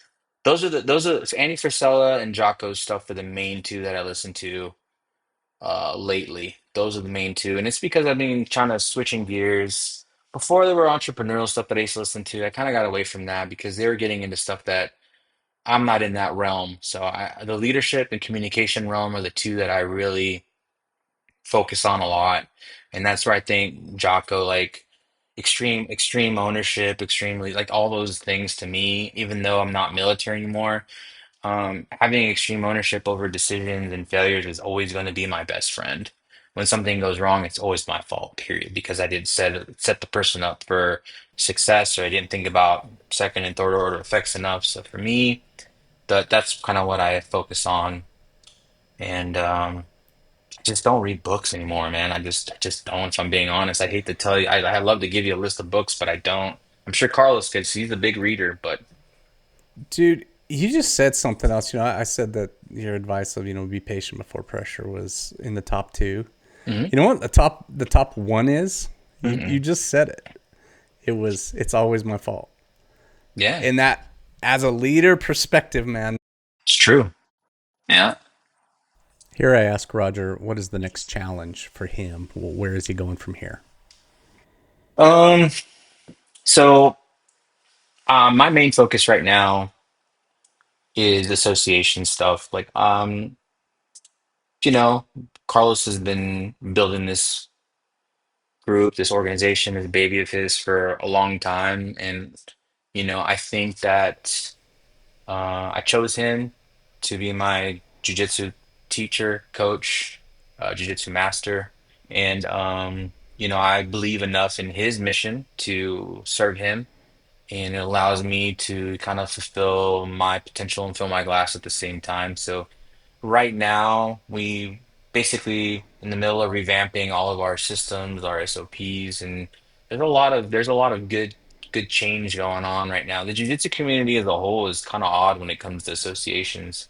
You either pay money to fly a banner for no reason other than you might get some rank later and you have to pay a bunch of money for couple seminars, or you can have there's some organizations that offer value, and I think ours is one of the most value offering organizations, and I think we're starting to attract the right type of people, and the curriculum that we're focusing on right now to revamp, and it's just, at the end of the day, I get it, it's just jujitsu, right? Carlos's jiu-jitsu is a little different than a lot. I will say that. It's not like anything crazy mind-blowing, but he is one of the most efficient grapplers I've ever put hands on. And even at his age, at 62, 63, I can't do anything to him. Like, he's always at the right place at the right time. I've got to film him. I've got to train with him. I've got to see him teach. I've seen him teach at his school, do seminars. And I've seen enough to think, okay, I believe enough in his jiu-jitsu product and him as a human to get behind him and help him build the blueprint or framework for his organization. So this year, I mean, it's all been basically building everything from the ground up, helping him with his law enforcement project as well. He has Machado Method Tactical. That's something that we've already been introducing to organizations across the United States, and I think it's going to be as big as some of the other ones you might know out there on YouTube and in the jiu-jitsu space. That's all I'm going to say about that. The people that have tried it and have been doing the other programs tell us they like our product better. And this is coming from, like, we were just in the North Carolina Justice Center and trained, I think it was 20 of their training officers, and that center trains the rest of the state. So that level of feedback is very promising for us. And then we have people in Texas right now that are training officers in some of the largest sheriff's departments that are applying the techniques, and we're getting amazing feedback as well. So getting field testing and getting actual on the ground feedback from these guys that are taking down bad guys or getting bad guys on top of them and getting that feedback from them, super important. Um, so Machado Method Tactical. We're working on Modus Mission, which is the marketing side of Machado Method Association. Honestly, we've been doing partnerships with lots of other companies, and there's nothing wrong with the marketing companies or these, website companies or the CRM companies. But the fact of the matter is like nobody's going to take care of our people better than us. And that's just the fact of it. No one's going to know what the problems are better than us because you have these companies that deal with thousands and thousands of karate, taekwondo, jiu-jitsu, Muay Thai, whatever, Hapkido schools. Nobody's going to know jiu-jitsu better than us. Nobody's going to know the marketing for jiu-jitsu better than us. You think of someone like Lindsay and Carlos, they've been in this game proficiently and actively for so, and Lindsay, like, oh, we didn't talk. I haven't said anything about Lindsay, but Lindsay's my sister from another mister, and she's been in the game. Like her dad's school and her brother Wonder Boy, famous UFC fighter, but her dad, Lindsay herself is a black belt, in kickboxing and karate from her dad. And their school is $1 million school. People don't really talk about that school, but she came from a karate-based system, but the karate-based marketing and business systems, which, by the way, Taekwondo, karate, those guys are light years ahead of Jiu-Jitsu guys when it comes to marketing and business systems. I don't care what anybody says about the art part, but when it comes to business, those guys got it down. Taekwondo schools, thriving, beautiful, doing very well, unless the instructor's not doing something. Some of the largest organizations and most well-run events I've ever been to have been Taekwondo events. Good business training. So, Modus Mission is what we're doing. We're building for the association. We're probably not gonna go outside of the organization unless they're friends of the organization because we just want to focus on our small group to give them websites, marketing, ads, those type of things to help them get students and keep students and communicate better with their communities. That's really what we're going to focus on because there's too many things from other places. They get this website, they get this software, they get this marketing agency, and they're not connected and they're not talking. Building somebody a system where everything comes into one place and they can communicate with their website, their Google, their SEO being right, their social media. Someone clicks on your website, it goes into this one space. Having that all in one space is super powerful, super powerful. And I think people are not under. I don't think people understand that. I don't think they see it and know why it would help them. Um, but yeah, that's a whole nother topic, man. And finally, I ask Roger where he can be found on the interwebs. So for me, I'm on Instagram, I'm Roger Grapples. Facebook, I'm just Roger Perez. If someone wants to get a hold of me, director at machadomethod.com. Um, Other than that, oh yeah, martial arts of Wichita Falls.com. Yeah. The name of the school is Dynamic Martial Arts, and I'm in Wichita Falls, Texas. It's like 2 hours north of Dallas and 2 hours south of Oklahoma City. So if you're ever driving in that part of the world and you want to stop in and train, drop in and come say hey. All right. Hey, question for you. All the this you hear talk about titles in jiu-jitsu, right? You refer to Hmm. Carlos as Master Machado. And I always get like nerding out on that, man, because I feel like that term master has never occurred to me that I'm calling someone my master. I've always viewed it as recognizing the fact that they have mastery over a certain topic, Yeah, and master of I hear this skill. like, guys, I'm never calling another man my master. It's like, well, I've never even taken it that way. So I don't, what do you see there? Yeah, so for me, it's I think that has more to do with person. That's a psychology talk, I think. That's the person viewing the term, the title as a having control over them. That's an authoritative and like a problem that a person who they're probably the same person that says like F the cops, like Yeah. oh F authority that like and that's kind of cool, I guess, if you want to be a rebel, if you're into punk rock and that's your thing. All right, whatever. But I understand that I am lucky enough to have somebody who has mastery over a specific subject or an art. So I am happy to call him Master Machado because he's Master Yeah. Machado. He's Master of Brazilian Jiu-Jitsu, Carlos Machado. Yeah. And that's when you understand that, then it's not Body your sensei, Rex Wando, like I'm your master. That's not what we're doing. That's not what we're talking in. And then once you meet Carlos, if people actually knew Carlos, he doesn't introduce himself as Master Machado. He's like, hey, I'm Carlos. Like that's it. And of That's course, when right. we're on our Zoom call, I do refer to him as Master Machado. It's very military in me, but I think it's a culture thing too, just giving him his proper title that he's earned. It's an earned title. But when it's just us, we're having steak or we're smoking a cigar. It's just Carlos and Roger. That's it. I love it, man.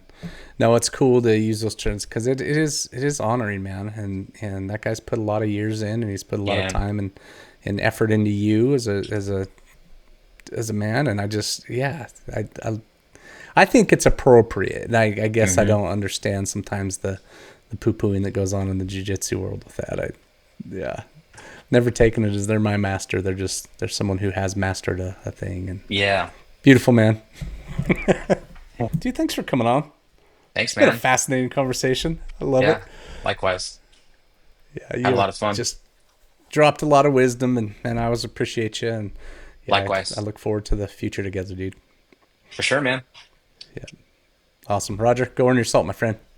All right, man. We'll do that. Take care. Hey, you've just finished up this episode, and I want to know, are you or someone you know a getting after it, go earn your salt type of person? If so, message me directly on Instagram at the Go Earn Your Salt podcast, and perhaps we can have you on the show. Also, if you like this content, leave us a review, subscribe, and share with your friends. And perhaps this podcast can help you and them go earn your salt.